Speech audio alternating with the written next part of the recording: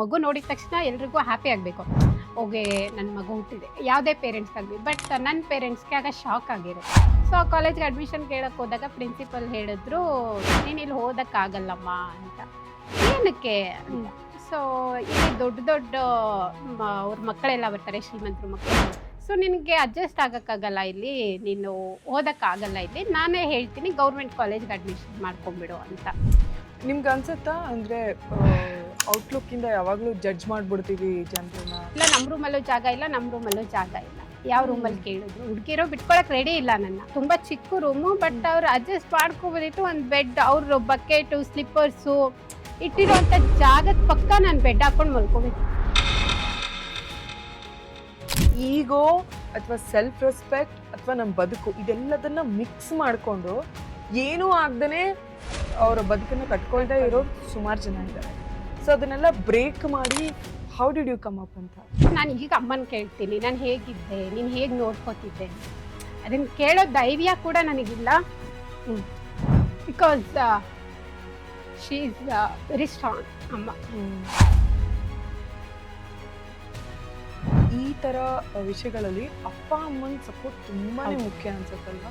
ಅಪ್ಪ ಕೇಳಿದ್ರು, ಮಗಳೇ ನೀನು ಸತ್ತೋಗಿದ್ರೆ ಏನು ಮಾಡ್ತಿದ್ದೆ, ನಿಂಗೆ ಬೇಜಾರಾಗ್ತಿತ್ತಾ ಅಂತ. ಸೊ ಅಪ್ಪಂಗೆ ಹೇಳಿದೆ, ಇಲ್ಲ ಪಪ್ಪ, 25 ಇಯರ್ಸ್ ಲೈಫ್ ನಾನು ತುಂಬ ಚೆನ್ನಾಗಿತ್ತು. ದೇವ್ರು ಎಲ್ಲ ಕೊಟ್ಟಿದ್ದ, ನನಗೆ ಫ್ಯಾಮಿಲಿ ಕೊಟ್ಟಿದ್ದ, ವಿದ್ಯೆ ಕೊಟ್ಟಿದ್ದ, ಜಾಬ್ ಕೊಟ್ಟಿದ್ದ. ನನ್ನ ಲೈಫ್ನ ತುಂಬ ಎಂಜಾಯ್ ಮಾಡಿದ್ದೆ ಪಪ್ಪ, ನನಗೇನೂ ಗಿಲ್ಟ್ ಇರ್ತಿರ್ಲಿಲ್ಲ ನಾನು ಸತ್ತೋಗಿದ್ರೆ ಅಂತ. ಡಿಸಪಾಯಿಂಟ್ಮೆಂಟ್ನ ಒಂದು 0.01% ಕೂಡ ನಮ್ಮ ಕೈಲಿ ಹ್ಯಾಂಡಲ್ ಮಾಡೋಕ್ಕಾಗ್ತಾ ಇಲ್ಲ. ಹೌದು, ನಾನು ಇವಾಗ ವರ್ಕ್ ಮಾಡ್ತಿರೋ ಟೆಕ್ ಪಾರ್ಕಿಂದಾನೆ ಅಳ್ಕೊಂಡು ವಾಪಸ್ ಬಂದಿದ್ದೀನಿ. They are rejected me because of my skin. ಅವ್ರು ಹೇಳಿದ್ರು, ನನ್ನ ಫೋಟೋ ಎಲ್ಲ ತಗೊಂಡು ನಾನು ಹೈಯರ್ ಅಥಾರಿಟೀಸ್ ಜೊತೆ ಮಾತಾಡ್ಬಿಟ್ಟು ನಿನಗೆ ತಿಳಿಸ್ತೀನಿ ಅಂತ. ವೈ ಮ್ಯಾನ್, ಏನಕ್ಕೆ? ನಾನು ಇಂಟರ್ವ್ಯೂಸ್ ಕ್ಲಿಯರ್ ಮಾಡಿದ್ದೀನಿ, ಜಸ್ಟ್ ಗಿವ್ ಒನ್ ಆಪರ್ಚುನಿಟಿ ಅಂತ.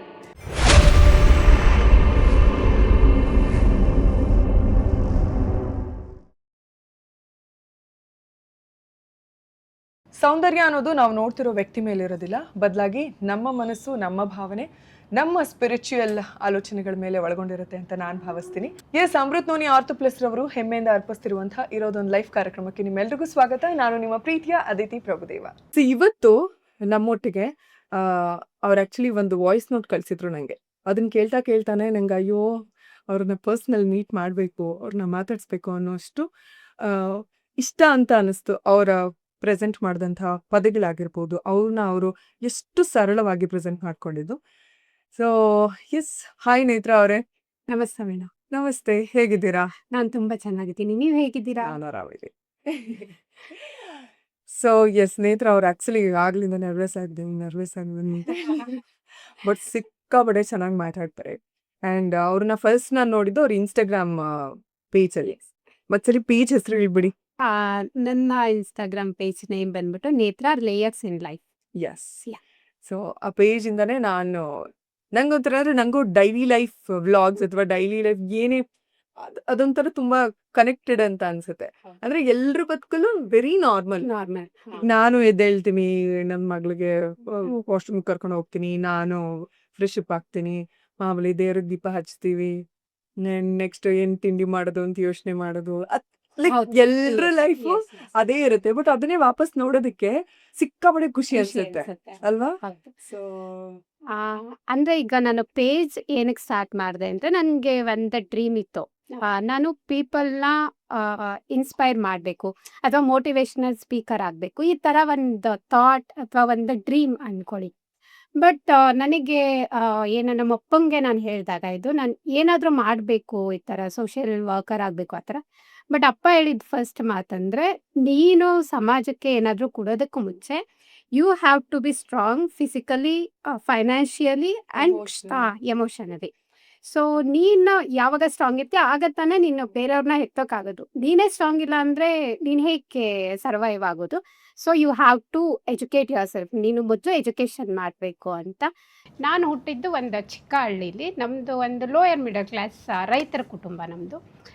ನಾನು 2ನೇ ಮಗಳು, ನನಗೆ ಅಕ್ಕ ತಮ್ಮ ಇದ್ದಾರೆ, ನಾನು ಮಿಡಲ್ ಚೈಲ್ಡ್. ಅಕ್ಕ ಚೆನ್ನಾಗಿದ್ದಾರೆ, ಶಿ ಈಸ್ ನಾರ್ಮಲ್. ನಾನು ಹುಟ್ಟಿದಾಗ ನನ್ನ ಪೇರೆಂಟ್ಸ್ಗೆ ಒಂದು ನೋಡಿದ ತಕ್ಷಣ, ಈಗ ಮಗು ನೋಡಿದ ತಕ್ಷಣ ಎಲ್ರಿಗೂ ಹ್ಯಾಪಿ ಆಗಬೇಕು.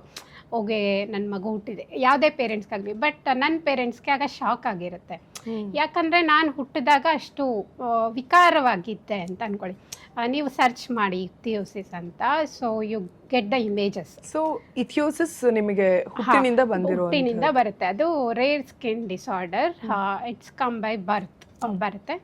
ಸೊ ಅವರಿಗೆ ಐಡಿಯಾ ಇಲ್ಲ ಅದು ಏನಿದೆ ಅದೆಲ್ಲ. ಬಟ್ ನೋಡಿದ ತಕ್ಷಣ ಅವರಿಗೆ ಶಾಕ್ ಅಂತೂ ಆಗಿರುತ್ತೆ, ಭಯ ಆಗಿರುತ್ತೆ, ದುಃಖ ಆಗಿರುತ್ತೆ. ಯಾಕಂದರೆ ಒಂದು ಮಗು ಭವಿಷ್ಯ ಹೇಗೆ ಅಂತ ಪೇರೆಂಟ್ಸ್ ಯೋಚನೆ ಮಾಡಿದಾಗ ಅನಿಸಿರುತ್ತೆ, ಈ ಮಗು ಹೇಗೆ ಸರ್ವೈವ್ ಆಗುತ್ತೆ ಸೊಸೈಟಿಲಿ ಇಷ್ಟು ವಿಕಾರವಾಗಿರೋದು. ಸೊ ನಾನು ಯಾವತ್ತು ಅಂದರೆ ಹಳ್ಳಿ ಅಷ್ಟು ಏನು ಯಾವುದು ಫೆಸಿಲಿಟೀಸ್ ಇಲ್ಲ ನಮ್ಮ ಊರಿಗೆ ಆಗಿನ ಕಾಲದಲ್ಲಿ. ಸೊ ನಂದು ಯಾವುದೇ ಚೈಲ್ಡ್ಹುಡ್ ಫೋಟೋಸ್ ಇಲ್ಲ ನಂದು ಅಂಟಿಲ್ 5th ಸ್ಟ್ಯಾಂಡರ್ಡ್ವರೆಗೂ. ಸೊ ಐ ಡೋಂಟ್ ನೋ ನಾನು ಹೇಗಿದ್ದೆ ಅಂತ. ಸೊ ಈಗ ಐ ವಿಲ್ ಕನೆಕ್ಟ್, ಯಾಕಂದರೆ ನಾನು ತುಂಬ ಜನನ ನೋಡ್ತಾ ಇರ್ತೀನಿ. ಸೊ ಆಗ ನಾನು ಈಗ ಅಮ್ಮನ ಕೇಳ್ತೀನಿ, ನಾನು ಹೇಗಿದ್ದೆ, ನೀನು ಹೇಗೆ ನೋಡ್ಕೋತಿದ್ದೆ ಅಂತ. ಅದನ್ನು ಕೇಳೋ ಧೈರ್ಯ ಕೂಡ ನನಗಿಲ್ಲ, because she is very strong ಅಮ್ಮ. ಸೊ ಅಮ್ಮ ಹೇಳ್ತಾರೆ, ನೀವು ಕಣ್ಣು ಓಪನ್ ಇರಲಿಲ್ಲ, ಮೂಗು ಓಪನ್ ಬಿಕಾಸ್ ಅದೆಲ್ಲ ಸ್ಕಿನ್ ಕವರ್ ಆಗಿರುತ್ತೆ. ಸೊ ಇಟ್ಸ್ ಡೈಲಿ ಪೀಲಿಂಗ್ ಆಗ್ತಾ ಇರುತ್ತೆ ಸ್ಕಿನ್. ಇವಾಗೂ ಕೂಡ ಅದು ಏನೋ ಕಂಡೀಷನ್ನೇ ಆಗಿರುತ್ತೆ. ಅದು ಡೈಲಿ ಸ್ಕಿನ್ ಪೀಲ್ ಆಗದಿರುತ್ತೆ, ವೆರಿ ಡ್ರೈ, ಸ್ಕ್ರಾಚಸ್, ಬ್ಲಡ್ ಬರ್ತಿರುತ್ತೆ. It's very hard to take care of that kind of child. So ಏನು ಎಜುಕೇಟೆಡ್ಸ್ ಅಲ್ಲ, ಏನು ಟ್ರೀಟ್ಮೆಂಟ್ ಅಷ್ಟು ಅಡ್ವಾನ್ಸ್ ಟ್ರೀಟ್ಮೆಂಟ್ ಕೊಡಿಸೋ ಅಷ್ಟು ಶಕ್ತಿ ಇಲ್ಲ. ಸೊ ಈ ಥರ ಎಲ್ಲ ಸಿಚುವೇಶನ್ ಇದ್ದಾಗ ಏನು ಸರಿ, ಈಗ ಬಿಸಾಕಕ್ಕಂತೂ ಆಗಲ್ಲ ಮಗುನ, ಎತ್ತವ್ರಿಗೆ ಹೆಗ್ಣ ಮುದ್ದು ಅಂತ ಹೇಳ್ತಾರಲ್ವ. ಸೊ ಅವರು ತುಂಬ ಚೆನ್ನಾಗಿ ನನ್ನನ್ನು ನೋಡ್ಕೊಂಡಿದ್ದಾರೆ, ಎಷ್ಟು ಸಾಧ್ಯ ಆಗುತ್ತೋ ಅಷ್ಟು ಚೆನ್ನಾಗಿ. ತುಮಕೂರಿಗೆ ಒಂದೇ ಬಸ್ ಇರ್ತಿದ್ದು ಆಗ. ರಾತ್ರಿ ಎಲ್ಲ ಹಠ ಮಾಡ್ತಾಯಿದ್ದೆ ನನಗೆ, ಬಿಕಾಸ್ ನನಗೆ ಗೊತ್ತಿರಲಿಲ್ಲ ಅಷ್ಟು ಪೇಯ್ನ್ ಇರುತ್ತೆ ಬಾಡಿಲಿ. ನಿಮಗೆ ಸ್ವಲ್ಪ ಸ್ಕ್ರ್ಯಾಚಸ್ ಆದರೆ ಅಥವಾ ಡ್ರೈ ಆದರೆ ಯು ಫೀಲ್ ಇಟ್. ಬಟ್ ಆಗಿನ ಕಾಲದಲ್ಲಿ ಏನು ಗೊತ್ತಿಲ್ಲದೆ ಇರೋ ನನಗೆ ಏನು ಪೇಯ್ನ್ ಆಗ್ತಿತ್ತೋ ಗೊತ್ತಿಲ್ಲ. ಅಮ್ಮ ಹೇಳ್ತಿದ್ರು, ರಾತ್ರಿ ಎಲ್ಲ ನಾನು ಮಲ್ಗೋಕ್ಕೆ ಆಗ್ತಾ ಇರಲಿಲ್ಲ, ನಿನ್ನ ತೊಡೆ ಮೇಲೆ ಇಟ್ಕೊಂಡಿರ್ಬೇಕಿತ್ತು ನಾನು ಅಂತ. ಸೊ ಅಂದರೆ ಅವಾಗ ಹಳ್ಳಿ ಕಡೆಯಲ್ಲಿ ಏನಾದರೂ ಬಾಲಗ್ರವ ಥರದ್ರೆ ಯಂತ್ರ ಮಂತ್ರ ಹಾಕ್ಸೋದು ಅದು. ಅಂಥವ್ರು ಬಂದಾಗ ಏನಕ್ಕೆ ಇಟ್ಕೊಂಡಿದ್ದೀರಾ ಈ ಮಗುನ? ಬಟ್ ಮಿಕ್ಕಿದ್ದೆಲ್ಲ ನಿಮ್ದು ಆಕ್ಟಿವಿಟೀಸ್ ನಾರ್ಮಲೇ ಇರ್ತಿತ್ತು? ಹಾಂ, ನಾರ್ಮಲ್ ಇರ್ತಿತ್ತು. ಬಟ್ ಅಂದರೆ ಅವಾಗಿನವ್ರಿಗೆ ಏನೂ ಗೊತ್ತಾಗ್ತಿರ್ಲಿಲ್ಲ, ಲೈಕ್ ಈ ಮಗುಗೆ ಏನು ಆಗ್ತಿದೆ ಅಂತ.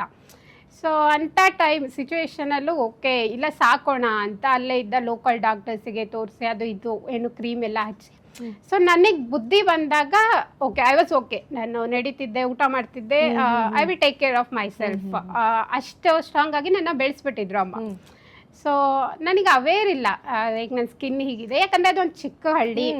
ಆಗ ನಾನು ಆ್ಯಕ್ಟಿವ್ ಕಿಡ್ ಎಲ್ಲ ಹೇಳ್ತಿದ್ರು, ಓಕೆ ಇವಳು ಬುದ್ಧಿವಂತೆ ಆ ಥರ ಎಲ್ಲ. ಅಂದರೆ ಡಿಸ್ಕ್ರಿಮಿನೇಟ್ ಮಾಡೋ ಎನ್ವೈರನ್ಮೆಂಟ್ ಇರಲಿಲ್ಲ ನನಗೆ. ಒಂದು ಚಿಕ್ಕ ಸ್ಕೂಲು, ಅಲ್ಲಿ 1-20 ಜನ ಮಕ್ಕಳು.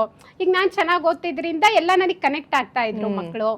ಸೊ ನನಗೆ ಅಂಟಿಲ್ 7th ಸ್ಟ್ಯಾಂಡರ್ಡ್ವರೆಗೂ ನನಗೆ ಯಾವುದೇ ಡಿಸ್ಕ್ರಿಮಿನೇಷನ್ ಫೀಲ್ ಆಗಿಲ್ಲ. ಅಷ್ಟು ಚೆನ್ನಾಗಿ ಅಪ್ಪ ಅಮ್ಮ ಎಲ್ಲರೂ ನೋಡ್ಕೋತಾ ಇದ್ರು. ನಮ್ಮದು ಜಾಯಿಂಟ್ ಫ್ಯಾಮಿಲಿ ಇತ್ತು, ಈಗ ಅಜ್ಜಿ ತಾತ ಚಿಕ್ಕಪ್ಪ ಎಲ್ಲ. ಸೊ ಅಪ್ಪ ಅಮ್ಮನ ಹೆಸರು ಕೇಳ್ಬೋದಾ? ಅಮ್ಮನ ಹೆಸರು ಕಾಳಮ್ಮ ಅಂತ, ಅಪ್ಪಾಜಿ ಹೆಸರು ಸಿದ್ಲಿಂಗಪ್ಪ ಅಂತ. ಸೊ ಹಾಗೆ ತಮ್ಮಂಗೂ ಇದೇ ಥರ ಇದೆ. ಸೊ ತಮ್ಮಂಗೂ ಅದೇ ಥರ ಹುಟ್ಟಿದಾಗ ಅವ್ರಿಗೆ ಇನ್ನೂ ಶಾಕ್ ಆಗಿರುತ್ತೆ. ಬಟ್ ತಮ್ಮ ಕೂಡ ಇಥಿಯೋಸಿಸ್ ಇದೆ, ಅಕ್ಕ ಮಾತ್ರ ಚೆನ್ನಾಗಿದ್ದಾರೆ. ಸೊ ಇಂಥ ಸಿಚುವೇಶನಲ್ಲಿ so they get to know one point of time doctor ಹೇಳಿದ್ದಾರೆ, ಇಟ್ಸ್ ನಾಟ್ ಕ್ಯೂರಬಲ್ ಅಂತ. This disease is not curable, we have to manage it. So okay, ಏನು ಮಾಡೋಕ್ಕಾಗಲ್ಲ ಅಂತ ಹೇಳ್ಬಿಟ್ಟು ಚೆನ್ನಾಗಿ ನೋಡಿಕೊಂಡ್ರು ಅಪ್ಪ ಅಮ್ಮ. ಸೊ ಅಲ್ಲಿವರೆಗೂ ನನಗೆ ಸರಿ ಆಯಿತು, ಎಲ್ಲ ಆಯಿತು. ಈಗ 8th ಸ್ಟ್ಯಾಂಡರ್ಡ್ಗೆ ಹೋಗಬೇಕು, ಬಟ್ ಅಲ್ಲೇ ಕನ್ನಡ ಮೀಡಿಯಮ್ ಸ್ಕೂಲ್ ಇತ್ತು. ಸೊ ನಾನು ಹೇಳಿದೆ ಅಪ್ಪಂಗೆ, ಇಲ್ಲ ನಾನು ಸಿಟಿಗೆ ಹೋಗ್ತೀನಿ ಓದೋದಕ್ಕೆ ಅಂತ. ಬಟ್ ಎಲ್ರದ್ದು ಒಂದೇ ಕ್ವಶನ್ನು, ಹೇಗೆ ಸರ್ವೈವ್ ಆಗ್ತಾಳೆ ಇವಳು ಸಿಟಿಲಿ? ಯಾಕಂದ್ರೆ ನಂದೊಂದು ಪುಟ್ಟ ಪ್ರಪಂಚ ಅದು ಹಳ್ಳೀಲಿ. ಸಡನ್ನಾಗಿ ಸಿಟಿಗೆ ಎಂಟರ್ ಆಗಿದ ತಕ್ಷಣ ಸೊ ಇಲ್ಲ ಪಪ್ಪ ನಾನು ಹೋಗ್ತೀನಿ, ನಾನು ಮಾಡಲೇಬೇಕು, ಇಂಗ್ಲೀಷ್ ಮೀಡಿಯಮ್ ಓದಬೇಕು. ನಾನು 7th ವರೆಗೂ ಕನ್ನಡ ಮೀಡಿಯಮ್, ಇಂಗ್ಲೀಷ್ ಮೀಡಿಯಮ್ ಓದಬೇಕು ಅಂತ. ಸೊ ಓಕೆ ಅಂತ ಹೇಳ್ಬಿಟ್ಟು ಅವಾಗ ಅಪ್ಪಂಗೆ ಪ್ರೈವೇಟ್ ಸ್ಕೂಲು, ವ್ಯಾನ್ಸ್ ಅದೆಲ್ಲ ಬರ್ಸೋ ಅಷ್ಟು ಶಕ್ತಿ ಇರಲಿಲ್ಲ. ಅಷ್ಟರಲ್ಲಿ ನಮ್ಮದು ಡಿವೈಡ್ ಆಗಿತ್ತು ಫ್ಯಾಮಿಲಿ. 3 ಜನ ಮಕ್ಕಳನ್ನ ಓದಿಸ್ಬೇಕು. ನಾನು 8th ಸ್ಟ್ಯಾಂಡರ್ಡು, ಅಕ್ಕ 12th ಹೋಗಬೇಕು. ಸೊ ತಮ್ಮ ಬೇರೆ ಇದ್ದಾರೆ. ಸೊ ಇಲ್ಲ ಪಪ್ಪ ಪರವಾಗಿಲ್ಲ, ನಾನು ಸಿಟಿಲೇ ಗೌರ್ಮೆಂಟ್ ಸ್ಕೂಲಿಗೆ ಹೋಗ್ತೀನಿ ಅಂತ. ಸೊ 8th ಸ್ಟ್ಯಾಂಡರ್ಡ್ಗೆ ಗೌರ್ಮೆಂಟ್ ಸ್ಕೂಲ್ಗೆ ಇಂಗ್ಲೀಷ್ ಮೀಡಿಯಮಿಗೆ ಬಂದೆ. ನನಗೆ ಅವಾಗ ಇಂಗ್ಲೀಷ್ ಗೊತ್ತಿಲ್ಲ. 5th ಸ್ಟ್ಯಾಂಡರ್ಡಲ್ಲಿ ಅಷ್ಟೇ ನಾನು ನನ್ನ ನೇಮ್ ಬರೆಯೋದು ಕಲ್ತಿದ್ದು ಇಂಗ್ಲೀಷಲ್ಲಿ. ಸೊ ನನಗೆ ಬಯಾಲಜಿ ಮಿಸ್ ಬೈದಿದ್ರು 8th ಸ್ಟ್ಯಾಂಡರ್ಡಲ್ಲಿ, ನಿಮಗೆ ಬಯಾಲಜಿ ವರ್ಡ್ ನನಗೆ ಸ್ಪೆಲ್ ಕೂಡ ಮಾಡಕ್ ಬರ್ತಾ ಇರ್ಲಿಲ್ಲ, ಇಂಥವ್ರೆಲ್ಲ ಏನಕ್ಕೆ ಬರ್ತೀರಾ ಅಂತ.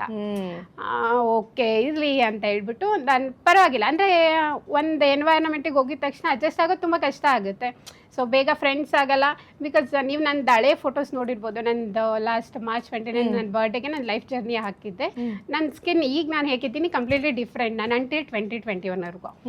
ಸೊ ಫ್ರೆಂಡ್ಸ್ ಆಗೋದು ಕಷ್ಟ ಆಗುತ್ತೆ, ಕನೆಕ್ಟ್ ಆಗೋದು ಕಷ್ಟ ಆಗುತ್ತೆ. ಬಟ್ ನನಗೆ ಒಂದೇ ಥಾಟ್ ಇತ್ತು, ನನ್ನ ಯಾರು ಹೀಗಿದ್ದೀನಿ ಅಂತ ಕಡಿಮೆ ನೋಡಬಾರ್ದು, ಅಯ್ಯೋ ಪಾಪ ಅನ್ಬಾರ್ದು, ಸಿಂಪತಿ ತೋರಿಸ್ಬಾರ್ದು. ಓಕೆ ಇವಳು ಹೀಗಿದ್ರು ಮಾಡ್ತಿದ್ದಾಳಲ್ವಾ ಅಂತ ಪ್ರೌಡ್ ಫೀಲ್ ಆಗಬೇಕು, ಆ ಥರ ಇಂಟೆನ್ಷನ್ ನನಗೆ ಚಿಕ್ಕ ಹುಡುಗಿಂದ. ಹಾಗಾಗಿ ನಾನು ಎಲ್ಲ ಕಲ್ಚರಲ್ ಆ್ಯಕ್ಟಿವಿಟೀಸ್ಗೆ ಹೋಗೋದು, ನನ್ನನ್ನು ನಾನು ರೆಪ್ರೆಸೆಂಟ್ ಮಾಡ್ಕೊಳ್ಳೋಕೆ ಟ್ರೈ ಮಾಡ್ತಾ ಇದ್ದೆ. ಸೊ ಹಂಗಾಗಿ ಕಲ್ಚರಲ್ ಆ್ಯಕ್ಟಿವಿಟೀಸ್ಗೆ ಪಾರ್ಟಿಸಿಪೇಟ್ ಮಾಡೋಕ್ಕೆ ಸ್ಟಾರ್ಟ್ ಮಾಡಿದೆ. ಆವಾಗ ಟೀಚರ್ಸ್ ಎಲ್ಲ ಗುರುತಿಸೋಕೆ ಸ್ಟಾರ್ಟ್ ಮಾಡಿದ್ರು. ನನ್ನ ತುಮಕೂರಲ್ಲಿ ಯಾವ್ದು ಭಾಷಣ ಕಾರ್ಯಕ್ರಮಗಳು ಆ ಥರದಕ್ಕೆಲ್ಲ ಕಳಿಸೋಕೆ ಸ್ಟಾರ್ಟ್ ಮಾಡಿದ್ರು. ಸೊ ಅವಾಗ ನನಗೆ ಹೈಸ್ಕೂಲು ಅಷ್ಟು ಕಷ್ಟ ಅನಿಸ್ಲಿಲ್ಲ. ಓಕೆ ಐ ಕ್ಯಾನ್ ಸರ್ವೈವ್ ಅಂತ 10th ಕೂಡ ಪಾಸ್ ಮಾಡಿದೆ ಫಸ್ಟ್ ಕ್ಲಾಸಲ್ಲಿ. ಸೊ ಓಕೆ ಅದು 10th ಮುಗೀತು. ನೆಕ್ಸ್ಟು ನನಗೆ ಅಲ್ಲಿ 10th ಮುಗಿದ ಮೇಲೆ ನನಗೆ ಬೇಜಾರಾಗಿದ್ದೇನೆಂದರೆ, ಸಿಟಿಲಿ ಒಂದು women's college, famous women's college ಇತ್ತು. ಫ್ರೆಂಡ್ಸ್ ಎಲ್ಲ ಅಲ್ಲೇ ಸೇರ್ತಾ ಇದ್ರು. ಓಕೆ ನನಗೂ ಅಲ್ಲೇ ಅಕ್ಕಪಕ್ಕ ಓಡಾಡ್ತಿದ್ದ ಕಾರಣ ನಾನು ಅದೇ ಕಾಲೇಜಿಗೆ ಸೇರ್ಕೊಬೇಕು, ಸೈನ್ಸ್ ತೊಗೋಬೇಕು ಅಂತ. ಸೊ ಆ ಕಾಲೇಜ್ಗೆ ಅಡ್ಮಿಷನ್ ಕೇಳೋಕ್ಕೆ ಹೋದಾಗ ಪ್ರಿನ್ಸಿಪಲ್ ಹೇಳಿದ್ರು, ನೀನು ಇಲ್ಲಿ ಓದೋಕ್ಕಾಗಲ್ಲಮ್ಮ ಅಂತ. ಏನಕ್ಕೆ ಅಂತ. ಸೊ ಇಲ್ಲಿ ದೊಡ್ಡ ದೊಡ್ಡ ಅವ್ರ ಮಕ್ಕಳೆಲ್ಲ ಬರ್ತಾರೆ, ಶ್ರೀಮಂತರ ಮಕ್ಕಳು. ಸೊ ನಿನಗೆ ಅಡ್ಜಸ್ಟ್ ಆಗೋಕ್ಕಾಗಲ್ಲ ಇಲ್ಲಿ, ನೀನು ಓದೋಕ್ಕಾಗಲ್ಲ ಇಲ್ಲಿ, ನಾನೇ ಹೇಳ್ತೀನಿ ಗೌರ್ಮೆಂಟ್ ಕಾಲೇಜ್ಗೆ ಅಡ್ಮಿಷನ್ ಮಾಡ್ಕೊಂಬಿಡು ಅಂತ. ನೀವೇನು ಸರ್ ಹೇಳೋದು ನನಗೆ ಗೌರ್ಮೆಂಟ್ ಕಾಲೇಜಿಗೆ ಸೇರಿಸು ಅಂತ? ನೀವೇನು ಹೇಳೋದು? ನಮ್ಮಪ್ಪ ಇದ್ದಾರೆ ನನಗೆ, ನಮ್ಮಪ್ಪ ಅಡ್ಮಿಷನ್ ಮಾಡಿಸ್ತಾರೆ, ನೀವು ಸೀಟ್ ಕೊಟ್ಟರು ನಾನು ಇಲ್ಲಿ ಓದಲ್ಲ ಬಿಡಿ ಅಂತ ಹೇಳ್ಬಿಟ್ಟು ಅವ್ರ ಹತ್ರ ಸ್ವಲ್ಪ ಕಾನ್ವರ್ಸೇಷನ್ ಆಯಿತು. ಅಲ್ಲಿಂದ ಬಂದುಬಿಟ್ಟೆ. ಬಟ್ ಸ್ಟಿಲ್ ಅಪ್ಪಂಗೆ ಗೌರ್ಮೆಂಟ್ ಕಾಲೇಜಿಗೆ ಸೇರಿಸಿದ್ರೆ ಇವಳು ಮತ್ತೆ ಟ್ಯೂಷನ್ಗೆ ಹೋಗ್ಬೇಕು. ನಾನು ಅವಾಗ ಫಿಸಿಕಲಿ ಕೂಡ ಸ್ಟ್ರೆಂತ್ ಇರಲ್ಲ, ಏನು ಇಕ್ತಿಯೋಸಿಸ್ ಮಕ್ಕಳು ಅಂದರೆ. ಈಗ ನಂದು ಪರವಾಗಿಲ್ಲ, ನಮ್ಮಪ್ಪ ನಮ್ಮಮ್ಮ ನನ್ನ ಚೆನ್ನಾಗಿ ನೋಡಿಕೊಂಡ್ರು. ಬಟ್ ಕೆಲವ್ರಿಗೆ ನೋಡ್ಕೊಳಕ್ಕಾಗಲ್ಲ, ತುಂಬ ಹ್ಯಾಂಡಿಕ್ಯಾಪ್ ಆಗಿಬಿಡ್ತಾರೆ, ತುಂಬಾ ಫಿಸಿಕಲ್ ಆಗಿ ಪ್ರಾಬ್ಲಮ್ಸ್ ಆಗಿಬಿಡುತ್ತೆ. ಸೊ ನನಗೆ ಬಿಸಿಲಲ್ಲಿ ಓಡಾಡೋದಕ್ಕಾಗಲ್ಲ. ಸೊ ಈಗ ನನ್ನ ಕಾಲೇಜ್ ಒಂದು ಕಡೆ, ಟ್ಯೂಷನ್ ಒಂದು ಕಡೆ ಎಲ್ಲ ಆಗಿಬಿಟ್ರೆ ಕಷ್ಟ ಆಗಿಬಿಡುತ್ತೆ ಇವಳಿಗೆ. ಸೊ ಯಾವುದಾದ್ರೂ ಒಳ್ಳೆ ಕಾಲೇಜಿಗೆ ಅಡ್ಮಿಷನ್ ಮಾಡಿಸೋಣ ಅಂತ. ಬಟ್ ಪಪ್ಪಂಗಾಗ ಅಷ್ಟು ಆರ್ಥಿಕವಾಗಿ ಇರಲಿಲ್ಲ. ಬಟ್ ಸ್ಟಿಲ್ ಅಪ್ಪ ಒಂದು ಪ್ರೈವೇಟ್ ಕಾಲೇಜ್ಗೆ ಹಾಕೇ ಬಿಟ್ರು ನನಗೆ. ಅಂದರೆ ನಾನಿಲ್ಲಿ 10th ಹೇಗಿದ್ದೆ, ಎಲ್ಲರ ಜೊತೆ ಮಾತಾಡಿಕೊಂಡು ಕಲ್ಚರಲ್ ಆ್ಯಕ್ಟಿವಿಟೀಸ್ ಆ ಥರ ಫುಲ್ ಫ್ರೀಡಮ್ ಆಗಿದ್ದೆ. ನನಗೆ ಓದೋದು ಓಕೆ ಓದಬೇಕು, ಬಟ್ ನನಗೆ ರ್ಯಾಂಕಿಂಗ್ ಆ ಥರ ಏನಿಲ್ಲ. ನನಗೆ ಎಜುಕೇಷನಿಗೆ ಎಷ್ಟು ಬೇಕು, ನಾನು ದುಡಿಯೋದಕ್ಕೆ ಎಷ್ಟು ಬೇಕೋ ಆ ಮೈಂಡ್ ಸೆಟ್ಟಲ್ಲೇ ಇದ್ದೆ ನಾನು. ಸೊ ಅಷ್ಟಾಯಿತು. ಸೊ ಸಡನ್ನಾಗಿ ಅದು ಒಂಥರ ಬೋರ್ಡಿಂಗ್ ಕಾಲೇಜ್ ಥರ ಆಗಿಬಿಡ್ತು ನನಗೆ. 9 to 6 ಬರೀ physics, chemistry, maths, biology. So ಅಲ್ಲಿ ಸ್ವಲ್ಪ ಲೋನ್ಲಿ ಫೀಲ್ ಆಗೋಕ್ಕೆ ಸ್ಟಾರ್ಟ್ ಆಯಿತು ನನಗೆ. ಫ್ರೆಂಡ್ಸ್ ಬೇಗ ಅಡ್ಜಸ್ಟ್ ಆಗಿಲ್ಲ, ಅಲ್ಲಿ ಎಲ್ಲರೂ ಓದೋದು ಅದೇ ಆಗೋಗ್ಬಿಡ್ತು. ಅಂದ್ರೆ ಒಬ್ಬ ಮನುಷ್ಯನ ಪರ್ಸನಾಲಿಟಿ ಒಂದೊಂಥರ ನಮ್ಗೆ ಏನಾದ್ರೂ ಅಂದ್ರೆ ಎಕ್ಸ್ಟ್ರಾ ಕರಿಕ್ಯುಲರ್ ಆಕ್ಟಿವಿಟೀಸ್ ಇದ್ರೆ ನಮಗೆ ಫೋಕಸ್ ಮಾಡೋದಕ್ಕೆ ಅಥವಾ ನಮ್ಮ ಮೈಂಡ್ ಡೈವರ್ಟ್ ಆಗದೆ ಇರೋ ಹಾಗೆ, ಯಾವ್ದು ಯೋಚನೆ ಬರ್ದೇ ಇರೋ ಹಾಗೆ ಎಲ್ಲ ಹೆಲ್ಪ್ ಮಾಡುತ್ತೆ. ಸೊ ಹಾಗಾಗಿ ಅದು ಒಂಥರ ಆ 2 years ಸ್ವಲ್ಪ ನನಗೆ ಮೈಂಡ್ ಸ್ವಲ್ಪ ಲೋ ಆಗೋಕ್ಕೆ ಸ್ಟಾರ್ಟ್ ಆಯಿತು. ಬಟ್ ಇಟ್ಸ್ ಓಕೆ, ನಾನು ಈಗ ನೆಕ್ಸ್ಟು ಏನಾದರೂ ತೊಗೋಬೇಕಂದ್ರೆ ನಾನು ಮಾಡಲೇಬೇಕು ಈ 2 years ಅಂತ ಹೇಳ್ಬಿಟ್ಟು 2 years ಕಷ್ಟಪಟ್ಟು ಓದಿದೆ. ಸೆಕೆಂಡ್ PUC ಪಾಸ್ ಆಯಿತು. ನೀವು ನಂಬ್ತಿರೋ ಇಲ್ವೋ, ನನಗೆ ನಾನು ಇಂಜಿನಿಯರಿಂಗ್ ಅಡ್ಮಿಷನ್ ಆದಮೇಲೆ I get an Android phone. ಅಲ್ಲಿವರೆಗೂ ನನಗೆ ಫೋನ್ ಇರಲಿಲ್ಲ, ಇಂಟರ್ನೆಟ್ ಬಗ್ಗೆ ಗೊತ್ತಿಲ್ಲ, ಏನೂ ಇಲ್ಲ. ಸೊ ಆಪ್ಷನ್ ಎಂಟ್ರಿ ಮಾಡ್ಕೊಬೇಕು. ಆಪ್ಷನ್ ಎಂಟ್ರಿ ಮಾಡ್ಕೊಳ್ಳೋದಕ್ಕೆ CT ಎಕ್ಸಾಮಿನೇಷನ್ ಎಲ್ಲ ಆಯಿತು. ಆಪ್ಷನ್ ಎಂಟ್ರಿ ಮಾಡ್ಕೊಳ್ಳೋದಕ್ಕೆ ನಾವು ಸೈಬರ್ ಸೆಂಟ್ರಿಗೆ ಹೋಗಬೇಕು. ಬಿಕಾಸ್ ನಮ್ಮ ಹತ್ರ ಅವಾಗ ಲ್ಯಾಪ್ಟಾಪ್ ಇಲ್ಲ, ಇಷ್ಟ ಅಡ್ವಾನ್ಸ್ಡ್ ಇಲ್ಲ. ತುಮಕೂರು ಸಿಟಿಗೆ ಬಂದು ಸೈಬರ್ ಸೆಂಟರ್, ಇಂಟರ್ನೆಟ್ ಸೆಂಟರ್ಗಳ್ಗೆ ಹೋಗಿ ಆಪ್ಷನ್ ಎಂಟ್ರಿ ಮಾಡ್ಕೊಬೇಕು. ಅಲ್ಲಿ ಅವ್ರೇನು ಮಾಡಿದ್ದಾರೆ, ಫಸ್ಟ್ ಎಲ್ಲ ಇಂಜಿನಿಯರಿಂಗ್ ಕಾಲೇಜಸ್ ಆಪ್ಟ್ ಮಾಡಿಬಿಟ್ಟಿದ್ದಾರೆ, ಲಾಸ್ಟಿಗೆ ಮೆಡಿಕಲ್ ಕಾಲೇಜಸ್ ಹಾಕಿದ್ದಾರೆ. ನನಗೆ ಸಿಕ್ಕಿದ first college BMS college. So ನನಗೆ ಶಾಕ್ ಆಯಿತು, ಇದೇನು ಹೀಗಾಗೋಯ್ತಲ್ಲ ಅಂತ. ಬಿಕಾಸ್ ನಾನು ಫಸ್ಟು ಮೆಡಿಕಲ್ ಆಗಬೇಕಿತ್ತು ಅವರು, ನಾನು ಕೂಡ ಅವಾಗ ನೋಡ್ಕೊಂಡಿಲ್ಲ, ನೆಗ್ಲೆಕ್ಟ್ ಮಾಡಿಬಿಟ್ಟಿದ್ದೀನಿ. ಸೊ ಇನ್ನೇನು ಮಾಡೋಕ್ಕಾಗಲ್ಲ. ಸೊ ಮತ್ತೆ 1 year ವೇಸ್ಟ್ ಮಾಡೋಕ್ಕಾಗಲ್ಲ, ನಾನು ಮೆಡಿಕಲ್ ಹೋಗ್ತೀನಿ ಅಂತ. ಮೇ ಬಿ ಇದೇ ನಂದು ಡೆಸ್ಟಿನಿ ಇರ್ಬೋದು ಅಂತ ಹೇಳ್ಬಿಟ್ಟು BMS ಕಾಲೇಜ್ ಹತ್ರ ಬಂದ್ವಿ. ನಾನು ನಮ್ಮಪ್ಪ ಇಬ್ಬರೇ ಬರ್ತಾ ಇದ್ವಿ ಬೆಂಗಳೂರಿಗೆ. ಯಾರು ಸಪೋರ್ಟ್ ಇರ್ತಾ ಇರಲಿಲ್ಲ. ಸೊ ಅಪ್ಪ ನಾನು ಇಬ್ಬರೇ ಹೋಗ್ತಾ ಇದ್ದಿದ್ದು. ಅಪ್ಪಂಗೆ ಅಷ್ಟು ಐಡಿಯಾ ಇರಲಿಲ್ಲ. ಬಟ್ ಅಪ್ಪ ಏನಂದರೆ ಮಾತಾಡ್ತಾರೆ. ಈಗ ನಮ್ಗೇನಾದರೂ ಬೇಕಂದರೆ ಮಗಳೇ ನಾವು ಕೇಳಬೇಕು, ಮಾತಾಡಬೇಕು, ಇಲ್ಲಾಂದರೆ ಅವ್ರಿಗೆ ಹೇಗೆ ಗೊತ್ತಾಗುತ್ತೆ ಅಂತ. ಸೊ ಅಪ್ಪ ಸ್ಕಾಲರ್ಶಿಪ್ಪಲ್ಲಿ ಎಜುಕೇಷನ್ ಲೋನ್ ತೊಗೊಂಡೆ 3 ಜನ ಮಕ್ಕಳನ್ನ ಓದಿಸಿದ್ದು. ಸೊ ನೀನು ಏನು ಹೇಳಲಿಲ್ಲ ಅಂದರೆ ಅವ್ರಿಗೆ ಗೊತ್ತಾಗಲ್ಲ ಅಂತ. ಅಪ್ಪ ತುಂಬ ಚೆನ್ನಾಗಿ ಮಾತಾಡ್ತಾರೆ. ಸೊ ಅಪ್ಪನ ಕರ್ಕೊಂಡು ಬೆಂಗಳೂರಿಗೆ ಬರ್ತಾ ಇದ್ದೆ. ನಾನು ಡಾಕ್ಯುಮೆಂಟ್ ವೆರಿಫಿಕೇಷನ್ಗಾಗಿರ್ಬೋದು, ಕೌನ್ಸಿಲಿಂಗ್ ಆಗಿರ್ಬೋದು, ಅಥವಾ ಏನಕ್ಕಾದ್ರೂ ನನ್ನ ಅಪ್ಪನ ಜೊತೆನೇ ಬರ್ತಾ ಇದ್ದಿದ್ದು. ಅಪ್ಪ ನಾನು ಇಬ್ಬರೇ ಬಂದುಬಿಡ್ತಿದ್ವಿ ತುಮಕೂರಿಂದ, ಹಳ್ಳಿಯಿಂದ. ನಾವಿನ್ನೂ ಅವಾಗ ತುಮಕೂರಿಗೆ ಶಿಫ್ಟ್ ಆಗಿರಲಿಲ್ಲ, ಈಗ ಪ್ರೆಸೆಂಟ್ ತುಮಕೂರಲ್ಲಿದ್ದೆ. ಸೊ ಬಂದಾಗ BMS ಕಾಲೇಜಲ್ಲಿ ನಂದು ಫೀಸ್ ಇರಲಿಲ್ಲ, ನನಗೆ ಗೌರ್ಮೆಂಟ್ ಸೀಟ್ ಸಿಕ್ಕಿದ್ರಿಂದ ಫೀಸ್ ಇರಲಿಲ್ಲ. ಬಟ್ ಹಾಸ್ಟೆಲ್ಗೆ 1 lakh ಇತ್ತು 1 ಇಯರ್ಗೆ. ಸೊ ಏನು ಮಾಡೋದು, ನಾನು ಹೇಳೋಕ್ಕೂ ಆಗಲ್ಲ ಅಪ್ಪಂಗೆ ಆ ಸ್ಥಿತಿಲಿ ಕಟ್ಟಿ ಪಪ್ಪ 1 lakh ಅಂತ. ಪರವಾಗಿಲ್ಲ ಪಪ್ಪ, ನೆಕ್ಸ್ಟ್ ರೌಂಡ್ ನೋಡೋಣ, ತುಮಕೂರಲ್ಲೇ ಯಾವುದಾದ್ರೂ ಕಾಲೇಜಿಗೆ ಸೇರ್ಕೋತೀನಿ ಅಂತ ಹೇಳಿಬಿಟ್ಟು ನೆಕ್ಸ್ಟ್ ರೌಂಡಿಗೆ ನನಗೆ ತುಮಕೂರು ಕಾಲೇಜಲ್ಲಿ ಸೀಟ್ ಸಿಕ್ತು. ಸೊ ಬಟ್ ಏನಂದರೆ ಅವಾಗ ಅಪ್ಪಂಗೂ ಗಿಲ್ಟ್. ಓಕೆ, ನಾನು ಇಷ್ಟು ದೊಡ್ಡ ಆಗ BMS ಕಾಲೇಜ್, RV ಕಾಲೇಜ್ ಅಂದರೆ ಎಲ್ಲ ಡ್ರೀಮ್ ಕಾಲೇಜಸ್, ಎಲ್ರಿಗೂ ಸೀಟ್ ಸಿಗೋದು ಕಷ್ಟ. ಸಿಕ್ಕಿದ್ರು ನನಗೆ ಓದ್ಸೋಕ್ಕಾಗಿಲ್ಲಲ್ಲ. ಆವಾಗ ರಿಲೇಟಿವ್ಸ್ ಕೇಳಿದ್ವಿ, ಇವ್ರನ್ನ ಕೇಳಿದ್ವಿ, ನೋಡಿ ಬೆಂಗಳೂರು ಕಷ್ಟ ಇದೆ, ಏನು ಮಾಡ್ತೀರಾ ಆ ಥರ. ಯಾರು ಗೈಡ್ ಮಾಡೋರೇ ಇಲ್ಲ. ಸರಿ ಸೇರಿಸಿ ನಾವು ಹೆಲ್ಪ್ ಮಾಡ್ತೀವಿ.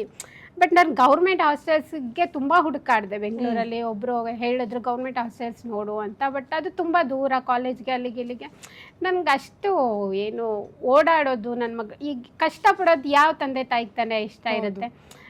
ಬೇಡ, ಕಷ್ಟ ಆಗುತ್ತೆ ಅಂತ ಹೇಳ್ಬಿಟ್ಟು, ಇಲ್ಲ ತುಮಕೂರಲ್ಲೇ ಓದು ಮಗಳೇ, ಬಂದುಬಿಡು ತುಮಕೂರಿಗೆ ಹೋಗೋಣ ಅಂತ ಹೇಳ್ಬಿಟ್ಟು ನೆಕ್ಸ್ಟ್ 3rd ರೌಂಡಲ್ಲಿ ನನಗೆ ತುಮಕೂರು ಕಾಲೇಜಸಲ್ಲಿ ಕಂಪ್ಯೂಟರ್ ಸೈನ್ಸ್ ಇಂಜಿನಿಯರಿಂಗಿಗೆ ಅಡ್ಮಿಷನ್ ಆದೆ. ಸೊ ಇಷ್ಟು ಅಂದರೆ ಆ ಫೇಸಲ್ಲಿ ನನಗೆ ಅಂದರೆ ತುಂಬ ಅಪ್ ಆ್ಯಂಡ್ ಡೌನ್ಸ್. ಈಗ ಯಾರು ನೋಡಿದ ತಕ್ಷಣ ಸಡನ್ನಾಗಿ ಯಾರನ್ನು ಅಕ್ಸೆಪ್ಟ್ ಮಾಡ್ಕೊಳಕ್ಕಾಗಲ್ಲ, ನಾವು ಅದನ್ನು ಎಕ್ಸ್ಪೆಕ್ಟ್ ಮಾಡಬಾರ್ದು. But it's really hard to survive. ನಿಮ್ಗೆ ಅನ್ಸುತ್ತಾ ಅಂದರೆ ಔಟ್ಲುಕ್ಕಿಂದ ಯಾವಾಗಲೂ ಜಡ್ಜ್ ಮಾಡಿಬಿಡ್ತೀವಿ ಜನರನ್ನ, ಅಥವಾ ನೀವು ಹೇಳ್ದಂಗೆ ನಾವು ಮಾತಾಡೋದಕ್ಕೆ ರೆಡಿ ಇದ್ರು ಕೇಳಿಸ್ಕೊಳ್ಳೋದಕ್ಕೂ ಸುಮಾರು ಜನ ರೆಡಿ ಇರೋದಿಲ್ಲ. ಸೊ ಏನಂದರೆ ನಿಮ್ಗೊಂದು ಫನ್ ಅನಿಸುತ್ತೆ ನನಗೆ. ಈಗ ಬಸ್ಸಲ್ಲಿ ಓಡಾಡ್ತಿದ್ದಿದ್ದು ನಾನು ಅವಾಗ, ಪ್ರೈವೇಟ್ ಬಸ್ಗಳಲ್ಲೆಲ್ಲ ಊರಿಂದ. ಕೇಳೋರು ಎಲ್ರಿಗೂ, ಅವ್ರಿಗೆ ಪಾಪ ಕ್ಯೂರಿಯಾಸಿಟಿ, ಕೇಳೋರು ಏನಾಗಿತ್ತು ಸುಟ್ಕೊಂಡಿದ್ದ, ಹಂಗೆ ಹಿಂಗೆ, ಆಮೇಲೆ ನಾಗದೋಷ ಇರ್ಬೋದು ಆ ಥರ ಎಲ್ಲ.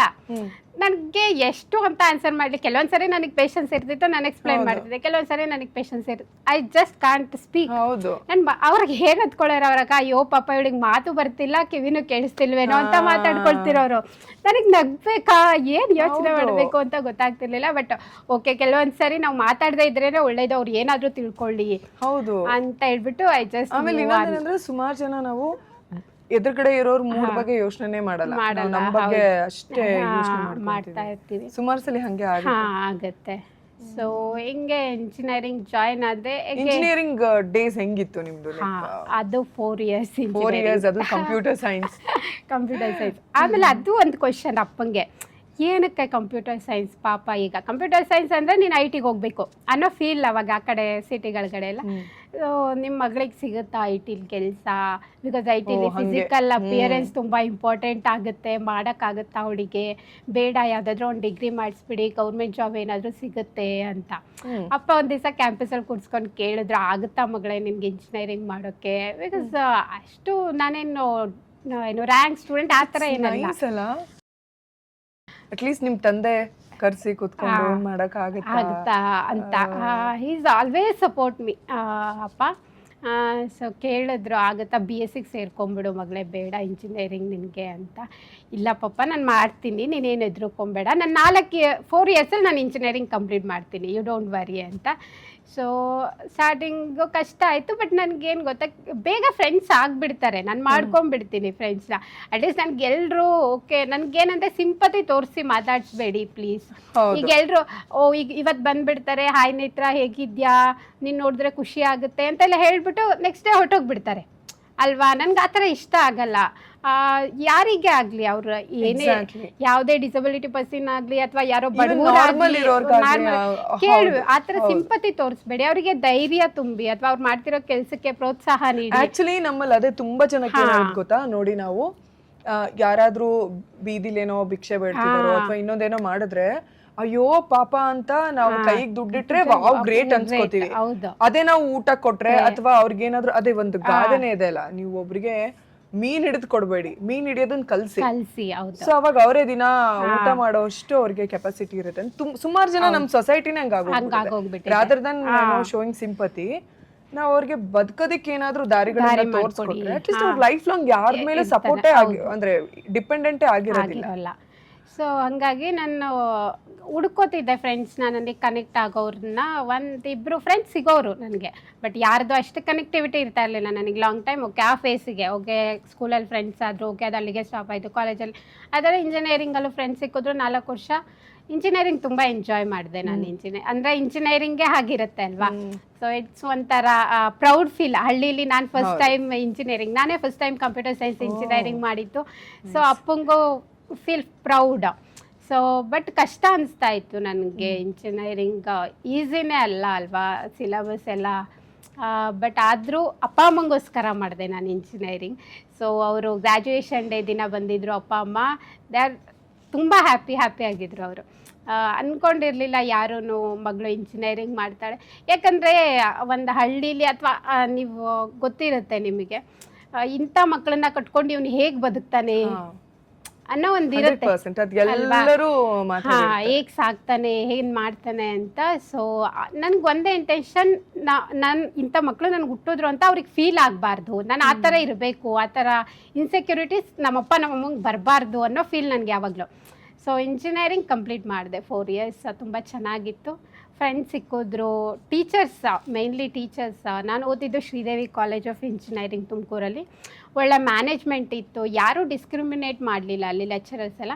ನಾನು ಹೋಗ್ತಿದ್ದೆ, ಕಾಲೇಜ್ ಮುಗಿಸ್ಕೊತಿದ್ದೆ, ಮನೆಗೆ ಹೋಗ್ತಾಯಿದ್ದೆ. ನನಗೆ ಅಷ್ಟು ಅಂದರೆ ಹೇಳ್ತಾರೆ ಟ್ರಿಪ್ ಹೋಗೋದು ಆ ಥರ ಎಲ್ಲ ಇರುತ್ತೆ ಇಂಜಿನಿಯರಿಂಗಲ್ಲಿ. ಬಟ್ ನಾನು ಅಷ್ಟು ಅದೆಲ್ಲ ಕಾನ್ಸಂಟ್ರೇಟ್ ಇರಲಿಲ್ಲ. ನನಗೆ ಯಾವಾಗಲೂ ಮನೆ, ಐ ಫೀಲ್ ಹೋಮ್, ಯಾವಾಗಲೂ ಮನೇಲಿ ಇರಬೇಕು ಅಂತ ಆ ಥರ. ಸೊ ಕಾಲೇಜ್ ಮುಗಿಸ್ಕೊತಿದ್ದೆ, ಮನೆಗೆ ಹೋಗ್ತಾಯಿದ್ದೆ. ಆ್ಯಂಡ್ ಮನೆಗೆ ಒಂದು ಫೈನಲ್ ಇಯರಲ್ಲಿ ನಾನು ಮನೆಯಿಂದ ಅಪ್ ಆ್ಯಂಡ್ ಡೌನ್ ಮಾಡಿದ್ದು. ಬಟ್ ಅಂಟಿಲ್ 3rd year ನಾನು ಹಾಸ್ಟೆಲಲ್ಲಿ. ನಂದು 8th to ಇಂಜಿನಿಯರಿಂಗ್ ಮುಗಿಯೋವರೆಗೂ ನಾನು ಗೌರ್ಮೆಂಟ್ ಹಾಸ್ಟೆಲಲ್ಲಿ ಇದ್ದಿತ್ತು. So that is also one big challenge for me. Engineering ಹಾಸ್ಟೆಲ್ಗೆ ಅಡ್ಮಿಷನ್ ಆದೆ ನಾನು. ಇಂಜಿನಿಯರಿಂಗ್ ಅವ್ರಿಗೆ ಅಂತಲೇ ಹಾಸ್ಟೆಲ್ ಇತ್ತು, ಗೌರ್ಮೆಂಟ್ ಹಾಸ್ಟೆಲು. ಅಡ್ಮಿಷನ್ ಆದೆ. ಅವತ್ತು ಅಪ್ಪ ಅಡ್ಮಿಷನ್ ಮಾಡಿಬಿಟ್ಟು ಹಳ್ಳಿಗೆ ಹೋಗ್ಬೇಕಲ್ವ, ಅವರು ಕೆಲಸ ಇರುತ್ತೆ. ಹೋದರು ನನ್ನ, ಸರಿ ಮಗಳ ಇರು, ಅವ್ರು ವಾರ್ಡನ್ ಬರ್ತಾರೆ, ನೀನು ಬಿಡ್ತಾರೆ ಯಾವುದಾದ್ರೂ ಒಂದು ರೂಮ್ಗೆ ಅಂತ. ಬಟ್ ಆವಾಗ ಇನ್ನೂ ಸ್ವಲ್ಪ ಬಿಲ್ಡಿಂಗ್ಸ್ಗಳಿರಲ್ಲ ಗೌರ್ಮೆಂಟ್ ಹಾಸ್ಟೆಲ್ಸ್ ಅಂದರೆ. ಅದು ಸ್ವಲ್ಪ ಎಲ್ಲ ಇದಾಗಿಬಿಟ್ಟಿರುತ್ತೆ, ಜಾಗಗಳಿರಲ್ಲ. ಎಲ್ಲರೂ ಇಲ್ಲ ನಮ್ಮ ರೂಮಲ್ಲೂ ಜಾಗ ಇಲ್ಲ, ನಮ್ಮ ರೂಮಲ್ಲೂ ಜಾಗ ಇಲ್ಲ, ಯಾವ ರೂಮಲ್ಲಿ ಕೇಳಿದ್ರು. ಹುಡುಗಿರೋ ಬಿಟ್ಕೊಳಕ್ಕೆ ರೆಡಿ ಇಲ್ಲ ನನ್ನ. ಸೊ ಸಂಜೆವರೆಗೂ ಕೂತೆ, ವಾರ್ಡನ್ ಬರೋದು ಲೇಟ್ ಆಗಿಬಿಡ್ತು ಅವತ್ತು. ಸಂಜೆವರೆಗೂ ಹಾಲಲ್ಲೇ ವೆಯ್ಟ್ ಮಾಡಿದ್ದೀನಿ ನಾನು. ಸೊ ಸಂಜೆ ವಾರ್ಡನ್ ಬಂದರು. ಈಗ ವಾರ್ಡನ್ ಹೇಳಿದ್ಮೇಲೆ ಬಿಟ್ಕೊಳ್ಳೇಬೇಕಲ್ಲ, ಯಾವುದಾದ್ರೂ ಒಂದು ರೂಮಿಗೆ ಬಿಟ್ಕೊಂಡ್ರು. ಬಟ್ ಅವಾಗ ಕಾಟ್ ಫೆಸಿಲಿಟೀಸ್ ಕೂಡ ಇರಲ್ಲ ಎಷ್ಟೊಂದು ಹಾಸ್ಟೆಲ್ಗಳಲ್ಲಿ. ಬೆಡ್ ಕೊಟ್ಟಿರ್ತಾರೆ ನೆಲದಲ್ಲಿ. ಬಟ್ ಆ ರೂಮಲ್ಲಿ ಎಲ್ಲ ಕಾಟೇಜಸ್ ಇತ್ತು. ಅವ್ರು ಇರೋ ಒಂದು 4-5 ಜನ ಇದ್ದರು. ಬಟ್ ನನಗೆ ಅಲ್ಲಿ ಕಾಟ್ ಇರಲಿಲ್ಲ. ಸೊ ನೀನು ಬೆಡ್ ಹಾಕ್ಕೊಂಡು ಸ್ವಲ್ಪ ದಿನ ಅಡ್ಜಸ್ಟ್ ಮಾಡ್ಕೊಳ್ಳಮ್ಮ ಕಾಟ್ ಬರೋವರೆಗೂ ಅಂತ. ಸರಿ ಅಂತ ಹೆಂಗೆ ಅಂದ್ರೆ ತುಂಬ ಚಿಕ್ಕ ರೂಮು. ಬಟ್ ಅವ್ರು ಅಡ್ಜಸ್ಟ್ ಮಾಡ್ಕೋಬೋದಿತ್ತು. ಒಂದು ಬೆಡ್, ಅವರು ಬಕೆಟು, ಸ್ಲಿಪ್ಪರ್ಸು ಇಟ್ಟಿರೋವಂಥ ಜಾಗದ ಪಕ್ಕ ನಾನು ಬೆಡ್ ಹಾಕ್ಕೊಂಡು ಮಲ್ಕೋಬೇಕಿತ್ತು. It's very hard part of my life. But ಏನಿತ್ತು ಅಂದರೆ, ನನಗೆ ಏನೇ ಅವಮಾನಗಳಾಗಲಿ, ಏನೇ ಅಪ್ ಆ್ಯಂಡ್ ಡೌನ್ಸ್ ಆಗಲಿ ನನ್ನ ಎಜುಕೇಷನಲ್ಲಿ, ಅಥವಾ ನಾನು ಒನ್ಸ್ ಮನೆಯಿಂದ ಈಚೆ ಬಂದರೆ ಅದು ಯಾವುದೂ ನಾನು ನಮ್ಮ ಅಪ್ಪ ಅಮ್ಮಂಗೆ ಹೇಳ್ತಾ ಇರಲಿಲ್ಲ. ಬಿಕಾಸ್ ಅವ್ರಿಗೆ ಅನಿಸ್ಲೇಬಾರ್ದು ನನ್ನ ಮಗಳು ಪಾಪ ಕಷ್ಟಪಡ್ತಿದ್ದಾಳೆ ಅಂತ. ಅವ್ರಿಗೆ ಯಾವತ್ತೂ ಅನಿಸ್ಬಾರ್ದು ಅಂತ. ನನಗೆ ಆಮೇಲೆ ಅದು ಫೀಲು ಆಗ್ತಾ ಇರಲಿಲ್ಲ. ಅಯ್ಯೋ ಅಂದ್ಕೊಳ್ಳಿ ಅಂತ ಹೇಳ್ಬಿಟ್ಟು ಒಂದು 2 minutes ಓಕೆ ಬೇಜಾರಾಗ್ತಾಯಿತ್ತು, ಮೂವ್ ಆನ್ ಆಗಿಬಿಡ್ತಿದ್ದೆ. ಸೊ ಅದೊಂದು ಚಾಲೆಂಜಿಂಗ್ ಆಗಿತ್ತು ನನಗೆ ಹಾಸ್ಟೆಲಲ್ಲಿ ಇರೋದು. ಬಟ್ ನನಗೆ ಬೇರೆ ಆಪ್ಷನ್ ಇರಲಿಲ್ಲ. ಪಿ ಜಿಗೆ ಹೋಗೋದು. ವರ್ಷ ಇದ್ರಿ? ನಾನು 8th to ಇಂಜಿನಿಯರಿಂಗ್ ಮುಗಿಯೋವರೆಗೂ ಇದ್ದೆ. ಈ ಹೇಳಿದ ಹಾಸ್ಟೆಲಲ್ಲಿ ಇದ್ರಾ ನೀವು? ಕಂಟಿನ್ಯೂ? ಇದ್ರೆ 4 years ಇದ್ದೆ. ಬಟ್ ಅವಾಗ ಮನೆಗೆ ಹೋಗ್ಬಿಡ್ತಾ ಇದ್ದೆ ನಾನು. ಆಮೇಲೆ ಆದರೂ ರೂಮಲ್ಲಿ ಇರೋರು ಅಡ್ಜಸ್ಟ್ ಆದರೂ. ಬಟ್ ಪೂರ್ತಿ ನನಗೆ ಅವರು ಹೊಂದ್ಕೊಂಡ್ರು ಅನ್ನೋ ಥರ ಇಲ್ಲ. ಬಟ್ ದೇ ಆರ್ ಓಕೆ, ಮಾತಾಡಿಸ್ತಾ ಇದ್ರು. ಬಟ್ ಐ ಫೀಲ್ ನನಗೆ ಅವ್ರ ಫ್ರೆಂಡ್ಸ್ ಆದರೂ ಆ ಥರ ಅನಿಸ್ಲೇ ಇಲ್ಲ ಯಾವತ್ತು. But okay. ಬಟ್ ನನಗೇನಂದರೆ, ಹೌ ಡಿಡ್ ಯು ಡೀಲ್? ಯಾಕೆ ಗೊತ್ತಾ, ಈಗಿನ ಸಮಾಜದಲ್ಲಿ ತುಂಬಾ ಅಂದರೆ ತುಂಬ ಸೆನ್ಸಿಟಿವ್ ಆಗಿದೆ. ಹೌದು. ಪ್ರತಿ ಪಾಡ್ಕಾಸ್ಟಲ್ಲೂ ಇದ್ರ ಬಗ್ಗೆನೇ ಮಾತಾಡಿಸ್ತೀನಿ. ಎಷ್ಟರ ಮಟ್ಟಿಗೆ ಸೆನ್ಸಿಟಿವ್ ಅಂದರೆ, ಡಿಸಪಾಯಿಂಟ್ಮೆಂಟ್ನ ಒಂದು 0.01% ಕೂಡ ನಮ್ಮ ಕೈಲಿ ಹ್ಯಾಂಡಲ್ ಮಾಡೋದಕ್ಕಾಗ್ತಾ ಇಲ್ಲ. ಆ್ಯಂಡ್ ನಾವು ಕೂಡ ನಮ್ಮ ಸುತ್ತಮುತ್ತಲಿರೋರ್ಗಾಯ್ತು, ಮಕ್ಕಳಿಗಾಯ್ತು, ಡಿಸಪಾಯಿಂಟ್ಮೆಂಟ್ನ, ಫೇಲ್ಯೂರ್ನ ಹ್ಯಾಂಡಲ್ ಮಾಡೋಷ್ಟು ಒಂದು ಅನುಭವಗಳನ್ನು ಕೊಡ್ತಾ ಇಲ್ಲ. ಅಷ್ಟು ತಿಳುವಳಿಕೆನೂ ಕೂಡ ಹೇಳ್ತಾ ಇಲ್ಲ. How did you deal with those things ಅಂತ? ಈಗ ಹಂಗಾಯ್ತು, ಸುಮಾರು ಜನ ಏನು ಮಾಡ್ತಾರೆ ಅಂದರೆ, ಓ ಹಂಗಾಯ್ತು, ನಾನು ಅದಕ್ಕೆ ಓದೋದು ಬಿಟ್ಬಿಟ್ಟೆ, ಅಥವಾ ನಂಗೆ ಹಿಂಗೆ ಅವಮಾನ ಆಯಿತು, ಅದಕ್ಕೆ ನನಗೆ ವಾಪಸ್ ಆ ಜಾಗಕ್ಕೆ ಹೋಗೋಕೆ ಆಗಲಿಲ್ಲ. ಆಗ್ಲಿಲ್ಲ. ಹೌದು. ಸೊ ಈಗೋ ಅಥವಾ ಸೆಲ್ಫ್ ರೆಸ್ಪೆಕ್ಟ್ ಅಥವಾ ನಮ್ಮ ಬದುಕು ಇದೆಲ್ಲದನ್ನ ಮಿಕ್ಸ್ ಮಾಡಿಕೊಂಡು ಏನೂ ಆಗ್ದೇ ಅವರ ಬದುಕನ್ನ ಕಟ್ಕೊಳ್ದೇ ಇರೋರು ಸುಮಾರು ಜನ ಇದ್ದಾರೆ. ಸೊ ಅದನ್ನೆಲ್ಲ ಬ್ರೇಕ್ ಮಾಡಿ how did you come up ಅಂತ? ಒಂದೇ ಥಾಟ್ ಇರುತ್ತೆ ನಮ್ಮಂಥ ಮಿಡಲ್ ಕ್ಲಾಸ್ ಫ್ಯಾಮಿಲಿ ಅವ್ರಿಗೆ. ಈಗ ಅಪ್ಪ ಅಮ್ಮಂಗೆ ಏನು ಹರ್ಟ್ ಆಗಬಾರ್ದು, ಅವರು ಏನು ಕಷ್ಟಪಡಬಾರ್ದು, ಅವ್ರಿಗೋಸ್ಕರನಾದ್ರೂ ನಾವು ಬದುಕಬೇಕು ಅನ್ನೋ ಥಾಟ್ ಇರುತ್ತೆ. ಸೊ ಹಿಂಗೆ ಅಂದರೆ ಅದು ನಾನು ಚಿಕ್ಕವಳಿಂದ ಅಂದರೆ ಈಗ ಬರ್ತಾ ಇರುತ್ತೆ ಅದು ಎಲ್ಲ ಹೇಗೆ ಫೇಸ್ ಮಾಡೋದು. ಅಪ್ಪ ಹೇಳ್ತಾ ಇದ್ರು, ನೀನು ಯಾವುದಕ್ಕೂ ವರಿ ಮಾಡ್ಕೋಬೇಡ, ಲೈಫ್ ಹೇಗೆ ಬರುತ್ತೆ ಹೋಗು, ಏನಕ್ಕೂ ತಲೆ ಕೆಡಿಸ್ಕೊಬೇಡ, ನಾನಿದ್ದೀನಿ ಯಾವಾಗಲೂ ನಿನ್ನ ಜೊತೆ ಅಂತ. ಸೊ ಅದೊಂದು ಥಾಟ್. ನಾನು ಏನೇ ಮಾಡಿದ್ರು ಅದು ನನ್ನ ಅಪ್ಪ ಅಮ್ಮಂಗೆ ಇಷ್ಟ ಆಗಬೇಕು, ಅವ್ರು ಪ್ರೌಡ್ ಫೀಲ್ ಆಗಬೇಕು, ಅದು ಒಂದೇ ತಲೆಯಲ್ಲಿ ಇರ್ತಾಯಿತ್ತು. ಮತ್ತು ನಾನು ತೋರಿಸ್ಬೇಕು ಅವರಿಗೆ. ಈಗ ಅವರೆಲ್ಲ ಯಾರು ಅಂದ್ಕೊಂಡಿದ್ರಲ್ವಾ, ಸೊ ನಾನು ಇಂಜಿನಿಯರಿಂಗ್ ಮಾಡಿ ಒಳ್ಳೆ ಮಾರ್ಕ್ಸ್ ತೊಗೊಂಡು ಒಳ್ಳೆ ಕಂಪ್ನಿಲಿ ಕೆಲಸ ಮಾಡಿದ್ರೆ ಅವಾಗ ಅನಿಸುತ್ತೆ, ಓ ಇಂಥ ಹುಡುಗಿ ಜೊತೆ ನಾನು ಇದ್ದೆ, ನಾನು ಅವತ್ತು ಹಂಗೆ ಮಾಡಿದೆ ಅಂತ ಅವ್ರಿಗೆ ಒಂದಿನ ಫೀಲ್ ಆಗುತ್ತೆ. ಸೊ ಅದಕ್ಕೋಸ್ಕರನಾದರೂ ನಾನು ಮಾಡಬೇಕು ಏನಾದರೂ ಅಂತ ಹರ್ಟ್ ಆಗ್ತಿತ್ತು. ಬಟ್ ಅಯ್ಯೋ ಬಿಡು, ಈಗ ಏನಾಗಿದೆ ಅದರಿಂದ ಅಲ್ವಾ, ಅವ್ರು ಅಂದ್ಕೊಂಡ್ರೆ ಅನ್ಕೋತಾರೆ. ನಿನ್ನ ಲೈಫ್ ಏನು, ನೀನು ಓದಬೇಕು, ನೀನು ಕೆಲಸ ಮಾಡಬೇಕು, ನಿಂದನ್ನು ಮಾತ್ರ ನೋಡ್ಕೊ ನೀನು ಅಂತ. I always concentrate on myself first. That is so beautiful ಅಲ್ಲ. One should always concentrate on our self first ಅಲ್ವಾ? ಅವಾಗ ಸುಮಾರು ಸಮಸ್ಯೆಗಳಿಗೆ ಪರಿಹಾರನೇ ಸಿಕ್ಬಿಡುತ್ತೆ. ಆ್ಯಂಡ್ ಕಂಪ್ಯಾರಿಸನ್ ಬರಲ್ಲ, ನೆಗೆಟಿವ್ ಥಾಟ್ಸ್ ಬರಲ್ಲ, ಆಮೇಲೆ ಇಲ್ಲದ ಸಲ್ಲದ ಈಗ ಹೇಳ್ತಾ ಇರ್ತಾರೆ ಹುಡುಗಿರಂದ್ರೆ ಹಂಗಿರ್ಬೇಕು ಹಿಂಗಿರ್ಬೇಕು, ಮೇಕಪ್ ಮಾಡ್ಕೋಬೇಕು. ಅದೇ ನನ್ನ ಸ್ಕಿನ್ನಿಗೆ ನಾನು ಮೇಕಪ್ಪೇ ಮಾಡ್ಕೊಳ್ಳಲ್ಲ, ಬರೀ ಮಾಯಿಶ್ಚರೈಸರ್ ಅದೇ ವಾಟ್ ಡಾಕ್ಟರ್ ಸಜೆಸ್ಟೆಡ್ ಅಲ್ವಾ. ಅಯ್ಯೋ ಏನಕ್ಕೆ ಬೇಕಾ ನಿಜವಾಗ್ಲೂ ಇದೆಲ್ಲ, ಇರಲೇ ಬಿಡು ಹಿಂಗೆ ಅನ್ನೋ ಥರ ಮೈಂಡ್ ಸೆಟ್ ನನಗೆ ಬಂದ್ಬಿಟ್ಟಿತ್ತು ಚಿಕ್ಕವಳಿಂದ. ನಾನಂದರೆ ಯಾವಾಗಲೂ ನಾನು ಚೆನ್ನಾಗಿಲ್ಲ, ಮಿರರ್ ಮುಂದೆ ನಿಂತ್ಕೊಂಡು ನಾನು ಯಾವತ್ತೂ ನಾನು ಚೆನ್ನಾಗಿಲ್ಲ ಅಂದ್ಕೊಂಡವಳೇ ಇಲ್ಲ. ನನ್ನ ಮಕ್ಕಂಗೆ ಹೇಳ್ತಾ ಇರ್ತೀನಿ, ನಿನಗಿಂತ ನಾನು ಎಷ್ಟು ವೈಟ್ ಇದ್ದೀನಲ್ಲ, ನಿನಗಿಂತ ನಾನು ಎಷ್ಟು ಚೆನ್ನಾಗಿದ್ದೀನಲ್ವಾ ಅಂತ ನಾನು ಯಾವಾಗಲೂ ಫೋಟೋಸ್ ತೆಕ್ಕೋತಿರ್ತೀನಿ. ನನ್ನನ್ನು ನಾನು ಯಾವಾಗಲೂ ಅಪ್ರಿಷಿಯೇಟ್ ಮಾಡ್ಕೋತಿರ್ತೀನಿ. ದಟ್ ಆಲ್ಸೋ ಇನ್ಸ್ಟಾಗ್ರಾಮ್ ನಿಮ್ದು ಪ್ರೊಫೈಲ್ ನೋಡಿದಾಗ ಅದೇ ಅನಿಸ್ತು, you portrait it so beautiful. ಗೊತ್ತಾ, ಪ್ರತಿಯೊಂದು ಒಂಥರ ಐ ಥಿಂಕ್ ನೀವು ಮೊಬೈಲಲ್ಲೇ ತೆಗಿತೀರ, ಆದ್ರೂ ನೀವು ಮಾಡೋ ಕೆಲಸಗಳು ಅದನ್ನೆಲ್ಲ ಚಂದ ಕ್ಯಾಪ್ಚರ್ ಮಾಡಿ ಅದನ್ನ ಪ್ರೆಸೆಂಟ್ ಮಾಡೋ ರೀತಿನೂ ಕೂಡ ಒಂದು ಕಲೆನೇ. ನಾನು ಯಾವತ್ತೂ ನನ್ನನ್ನು ನಾನು ಚೆನ್ನಾಗಿಲ್ಲ ಅಂತ ಅಂದ್ಕೊಂಡೇ ಇಲ್ಲ. ನಾನು ನೋಡೋಕ್ಕೆ ನನ್ನ ಮಟ್ಟಿಗೆ ನಾನು ಚೆನ್ನಾಗಿದ್ದೀನಿ, ಸುಂದರವಾಗಿದ್ದೀನಿ ಅಂತಲೇ ಯಾವಾಗಲೂ ಭಾವಿಸ್ಕೊತೀನಿ. ಸೊ ಹಂಗಾಗಿ ನನಗೆ ಬೇರೆಯವ್ರ ಆಪೋಸಿಟ್ ಇರೋರು ಏನು ಅಂತಾರೆ ಅನ್ನೋದ್ರ ಬಗ್ಗೆ ಬೇಜಾರಾಗಲ್ಲ. That's so such a great life lesson actually ಎಲ್ರಿಗೂ. ಎಲ್ರಿಗೂ ಅದೇ ಹೇಳೋದು, ನೀವು ಚೆನ್ನಾಗಿದ್ದೀರಾ ಅಂತ ನೀವು ಅಂದ್ಕೊಳ್ಳಿ ಫಸ್ಟು, ಆಮೇಲೆ ಬೇರೆಯವ್ರು ಅನ್ಕೋತಾರೆ. ಸೊ ನೀವು ಯಾವಾಗ ಪಾಸಿಟಿವ್ ಆಗಿ ಥಿಂಕ್ ಮಾಡ್ತೀರಾ, ನಾನು ಚೆನ್ನಾಗಿದ್ದೀನಿ, ನಾನು ಮಾಡ್ತೀನಿ, ನಾನು ಮುಂದೆ ಹೋಗ್ತೀನಿ ಅಂತ ನೀವು ಯಾವಾಗ ಅನ್ಕೋತೀರೋ ಆವಾಗ ಮಾತ್ರನೇ ಅದಾಗುತ್ತೆ. ಆವಾಗನೇ ದೇವ್ರು ಕೂಡ ನಿಮಗೆ ಕೊಡೋದಕ್ಕೆ ಸ್ಟಾರ್ಟ್ ಮಾಡ್ತಾನೆ. ಅಯ್ಯೋ ನನಗೆ ಹಿಂಗಾಗೋಯ್ತು, ನಾನು ಹೀಗಿದ್ದೀನಿ, ನಾನು ನೋಡು ಅವ್ರು ಚೆನ್ನಾಗಿದ್ದಾರೆ, ನಾನು ಹಂಗಿರಬೇಕಿತ್ತು. ಸೊ ಆಮೇಲೆ ಈಗ ಇಕ್ತಿಯೋಸಿಸ್ ಇರೋರಿಗೆ ಹೇರ್ ಕೂಡ ಲಾಸ್ ಆಗ್ತಾ ಇರುತ್ತೆ. ಸರಿ ಅಪ್ಪ ಹೇಳಿದ್ರು ನೀನು ಬಾಬ್ ಕಟ್ ಮಾಡಿಸ್ಕೊಂಡ್ಬಿಡು, ಹುಡುಗನ ಥರ ಇದ್ಬಿಡು ಅಂತ. ಚಿಕ್ಕ ಹುಡುಗನಿಂದ ಸ್ವಲ್ಪ ಹುಡುಗನ ಲೈಫ್ ಸ್ಟೈಲಲ್ಲಿ ಬೆಳೆಸ್ಬಿಟ್ರು ನನಗೆ. ಸೊ ನನಗೂ ಅದೇ ಇಷ್ಟ ಆಗೋಕ್ಕೆ ಸ್ಟಾರ್ಟ್ ಆಯಿತು. ಹಾಗೆ ನಿಮ್ಗೆ ಯಾವ್ದು ಆಗಲ್ವೋ, ಯಾವ್ದು ಆಗುತ್ತೋ ಅದನ್ನು ಅಡಾಪ್ಟ್ ಮಾಡ್ಕೊಳ್ಳೋಕೆ ಸ್ಟಾರ್ಟ್ ಮಾಡಿ, ಅದರ ಮೇಲೆ ಕಾನ್ಸಂಟ್ರೇಟ್ ಮಾಡಿ. ಅವಾಗ ನಿಮ್ಗೆ ಬೇರೆಯವ್ರು ನಿಮ್ಮ ಮುಂದೆ ಹೇಗಿದ್ರು, ಈಗ ನಾನು ಅದಿತಿ ಪ್ರಭುದೇವ ಆಗಕ್ಕಾಗಲ್ಲ, ಬಟ್ ನೀನು ನೇತ್ರಾಗೆ ಇರು ಅಂತ ನಾನು ಆಮೇಲೆ ನಮ್ಮ ಅಂದ್ರೆ ನಮ್ಮ ಪರಿಸರದಲ್ಲಿ ಸುಮಾರು ಕಂಪ್ಯಾರಿಸನ್ಸ್ ಎಲ್ಲ ಅಂದ್ರೆ ಹುಟ್ಟದಾಗಿಂದಾನೇ ಸ್ಟಾರ್ಟ್ ಆಗುತ್ತೆ ಕಂಪ್ಯಾರಿಸನ್. ಲೈಕ್ ಒಂದಿದೆ ಒಂದಿಲ್ಲ, ಓದ್ತಾಳೆ ಓದಲ್ಲ, ಕಪ್ಪಗಿದ್ದಾಳೆ ಬೆಳಗಿದ್ದಾಳೆ, ಉದ್ದಕ್ಕಿದ್ದಾಳೆ ಕುಳ್ಳಕ್ಕಿದ್ದಾಳೆ, ತೆಳ್ಳಗಿದ್ದಾಳೆ ದಪ್ಪ. ಲೈಕ್ ಆಮೇಲೆ ನೀವು ನೋಡಿಬೇಕಾದ್ರೆ ನಾವ್ ಯಾರನ್ನಾದ್ರೂ ಭೇಟಿ ಆದ್ರೆ ಅವ್ರು ಮೊದಲು ಹೇಳೋದೆ ಏನಿಷ್ಟು ದಪ್ಪ ಆಗ್ಬಿಟ್ಟಿದ್ಯಾ, ಏನಿಷ್ಟು ತೆಳ್ಳಗಾಗ್ಬಿಟ್ಟಿದ್ಯಾ, ಓ ಯಾಕೆ ಕಲರ್ ಎಲ್ಲ ಸುಟ್ಟೋಗ್ಬಿಟ್ಟಿದೆ. ಬರೀ ಅಂದ್ರೆ ಫಸ್ಟ್ ಔಟರ್ ಲುಕ್ ಅಥವಾ ಅಪಿಯರೆನ್ಸ್ ಮೇಲೆ ಸಿಕ್ಕಾಪಟ್ಟೆ ಕಾನ್ಸಂಟ್ರೇಟ್ ಮಾಡ್ತೀವಿ ನಾವು.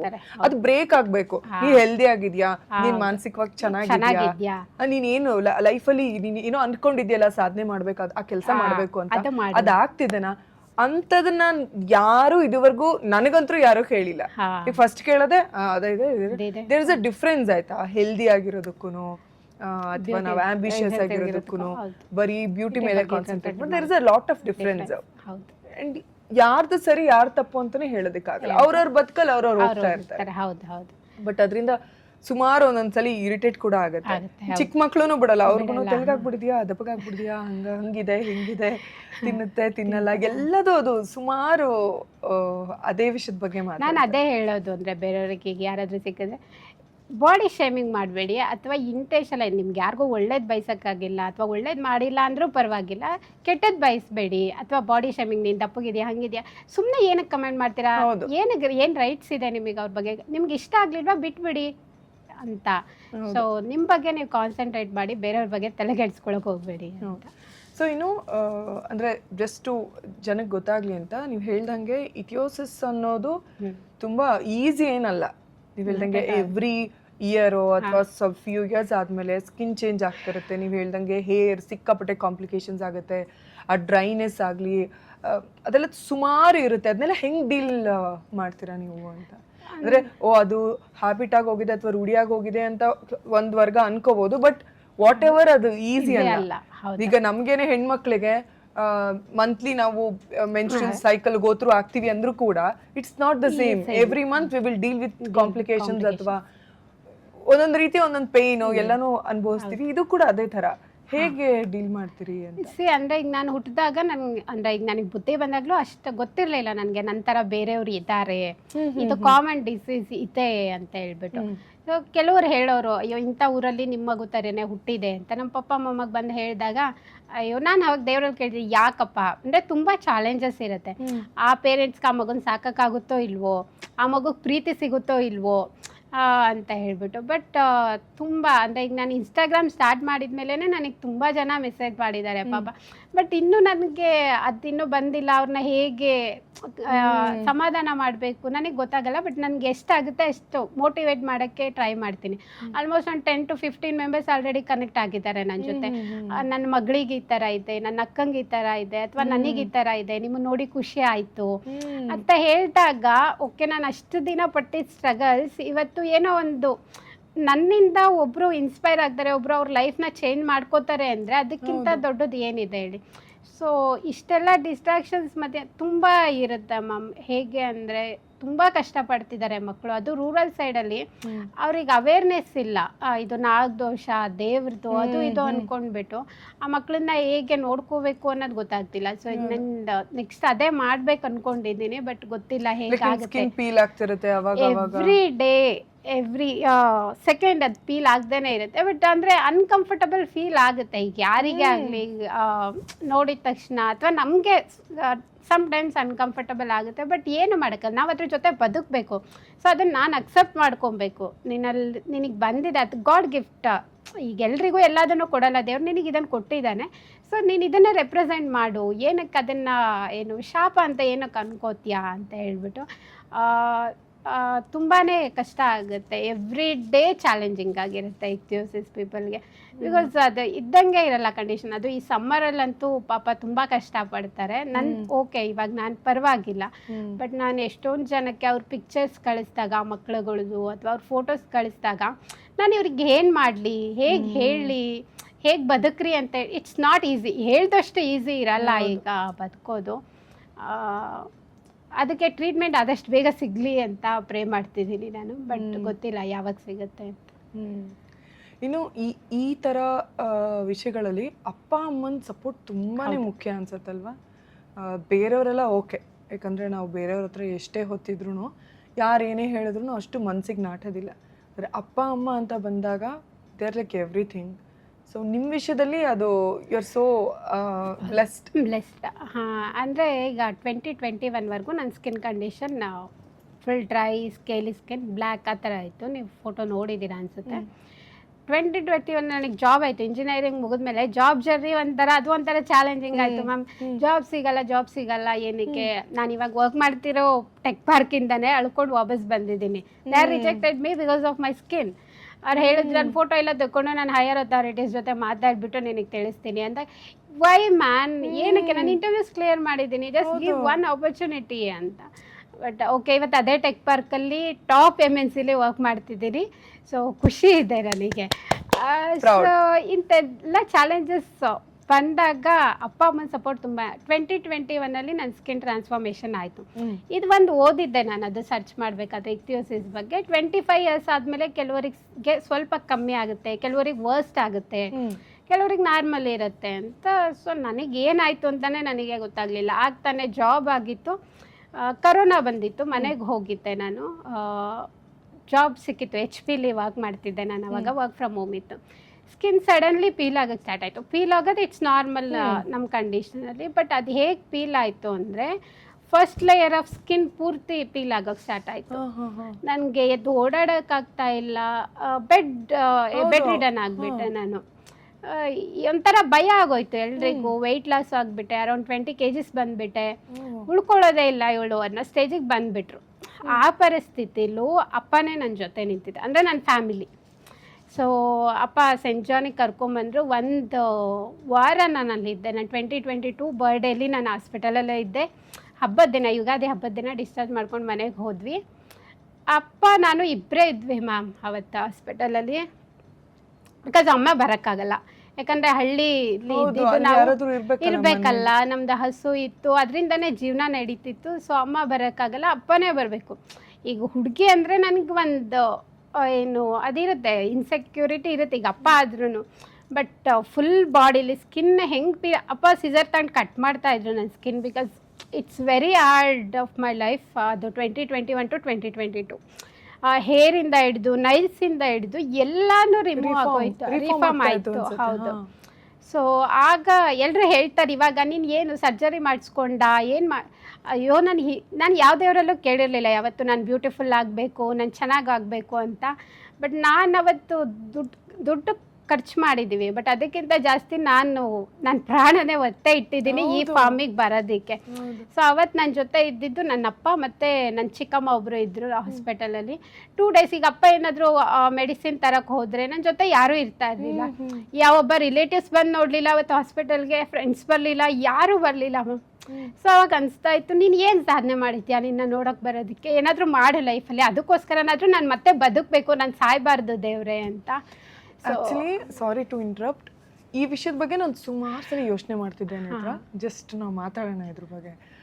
ಹೆಂಗಂದರೆ ನಾವು ಯೂಶಲಿ ಅನ್ಕೊತೀವಲ್ವ, ಅಂದರೆ ನಾನು ಯಾವತ್ತೂ ಅಂದರೆ ನಾನು ಪರ್ಸ್ನಲ್ ಆಗಿ ಮಾತಾಡಿಲ್ಲ, ಅಲ್ಲೂ ಎಲ್ಲೋ ಒಂದು ಕಡೆ ಬ್ರೈನಲ್ಲಿ ಓಡ್ತಾ ಇರುತ್ತಲ್ಲ, ಕಷ್ಟದಲ್ಲಿದ್ದಾಗ ನಾವು ರಿಲೇಟಿವ್ಸ್ ಬಂದಿಲ್ಲ, ಫ್ರೆಂಡ್ಸ್ ಬಂದಿಲ್ಲ, ಹಂಗೆ ಅನ್ಕೊತೀವಲ್ಲ. ಸೊ ವಿ ಶುಡ್ ಥಿಂಕ್ ನಾವೆಷ್ಟು ಜನದ ಕಷ್ಟದಲ್ಲಿ ಹೋಗಿದ್ದೀವಿ ಅಲ್ವಾ. ಎಲ್ಲರೂ ನಮ್ಮದೇ ಜರ್ನಿ. ಈಗ ನನ್ನ ಜರ್ನಿ ನಾನು, ನಿಮ್ಮ ಜರ್ನಿ ನೀವು ಅನುಭವಿಸ್ತಾನೆ ಇರ್ತೀವಿ. But you said it right. ಯಾವಾಗ ಅಂದ್ರೆ ನಾವೇನಾದ್ರೂ ಮಾಡ್ಬೇಕು, ಅವಾಗ್ಲೇನೆ ಜನ ನಮ್ಮನ್ನ ಗುರುತಿಸೋದು, ವಿಚ್ ಇಸ್ ಟ್ರೂ. ಅದನ್ನ ನಾವು ಫಸ್ಟ್ ಅಕ್ಸೆಪ್ಟ್ ಮಾಡ್ಕೊಂಡ್ಬಿಡ್ಬೇಕು. ಬದುಕಲ್ಲಿ ನಾನೇನಾದ್ರೂ ಸಾಧನೆ ಮಾಡ್ಬೇಕು ಅಂಡ್ ಬದುಕಲ್ಲಿ ನನ್ನ ಅಸ್ತಿತ್ವವನ್ನ, ಪ್ರೆಸೆನ್ಸ್ ನ 4 ಜನಕ್ಕೆ ಗುರ್ತಾಗಂಗ್ ಮಾಡ್ಬೇಕು. ನನ್ನಿಂದ 4 ಜನಕ್ಕೆ ಏನೋ ಉಪಯೋಗ ಆಗೋ ತರ ಇರ್ಬೇಕು. ಬದುಕಲ್ಲಿ ನನ್ನಿಂದ ಯಾರಿಗಾದ್ರೂ ಏನಾದ್ರೂ ಉಪಯೋಗ ಆಗ್ಬೇಕು, ಅವಾಗ ಮಾತ್ರ ಬರ್ತಾರೆ. ಇದು ಸತ್ಯ. ನೀವು ಬೇರೆಯವ್ರಷ್ಟೇ ಅಲ್ಲ, ನಾನು ಅಷ್ಟೇ. ಈಗ ನಾನು ಸುಮ್ನೆ ಯಾರೋ ಗೊತ್ತಿಲ್ಲದೆ ಇರೋರ್ನ ಮಾತಾಡ್ಸು ಅಂದ್ರೆ ನನಗೂ ಯೋಚನೆ ಮಾಡ್ತೀನಿ ಯಾಕೇನು ಅಂತ. ಅದೇ ಅವರಿಂದ ಏನಾದ್ರೂ ನನ್ಗೆ ಸ್ಫೂರ್ತಿ ಸಿಗುತ್ತೆ ಅಥವಾ ಇನ್ನೊಂದೇನೋ ಅಂದ್ರೆ will talk at least. That is how. ಆಮೇಲೆ ಎಲ್ರು ನಮ್ದೇ ಡೀಲ್ ಮಾಡ್ತಾನೆ ಇರ್ತೀವಿ ಅಲ್ವಾ. ಸೊ ಅವಾಗ ನನ್ಗೆ ಅನಿಸ್ತು, ಇಲ್ಲ ನಾನು ಅಪ್ಪ ಕೇಳಿದ್ರು, ಮಗಳೇ ನೀನು ಸತ್ತೋಗಿದ್ರೆ ಏನು ಮಾಡ್ತಿದ್ದೆ, ನಿಂಗೆ ಬೇಜಾರಾಗ್ತಿತ್ತಾ ಅಂತ.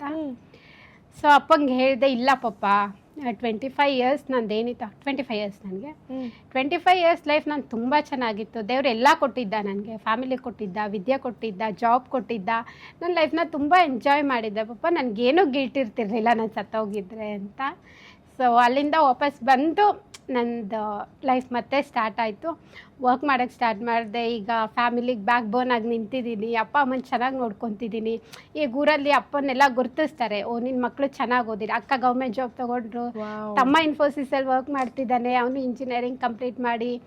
ಸೊ ಅಪ್ಪಂಗೆ ಇವಾಗ ಒಂದು ಹೆಮ್ಮೆ, ಅಯ್ಯೋ ಬಿಡಿ ಪಾಪ ಏನು ಹೇಳ್ಕೊಬೇಡಿ, ಅದ್ಭುತವಾಗಿ ಸೆಟ್ಲ್. ಅವ್ರು ಏನ್ ಗೊತ್ತಾ, ಅಪ್ಪ ಅಮ್ಮಂಗೆ ಅವ್ರವ್ರ ಬದುಕನ್ನ ಅವ್ರು ಚೆನ್ನಾಗಿ ನೋಡ್ಕೊಂತಿದ್ದಾರೆ ಅಂದ್ರೆ ಸಾಕು, ನಮ್ಮಿಂದ ಏನು ನಿರೀಕ್ಷೆ ಮಾಡಲ್ಲ.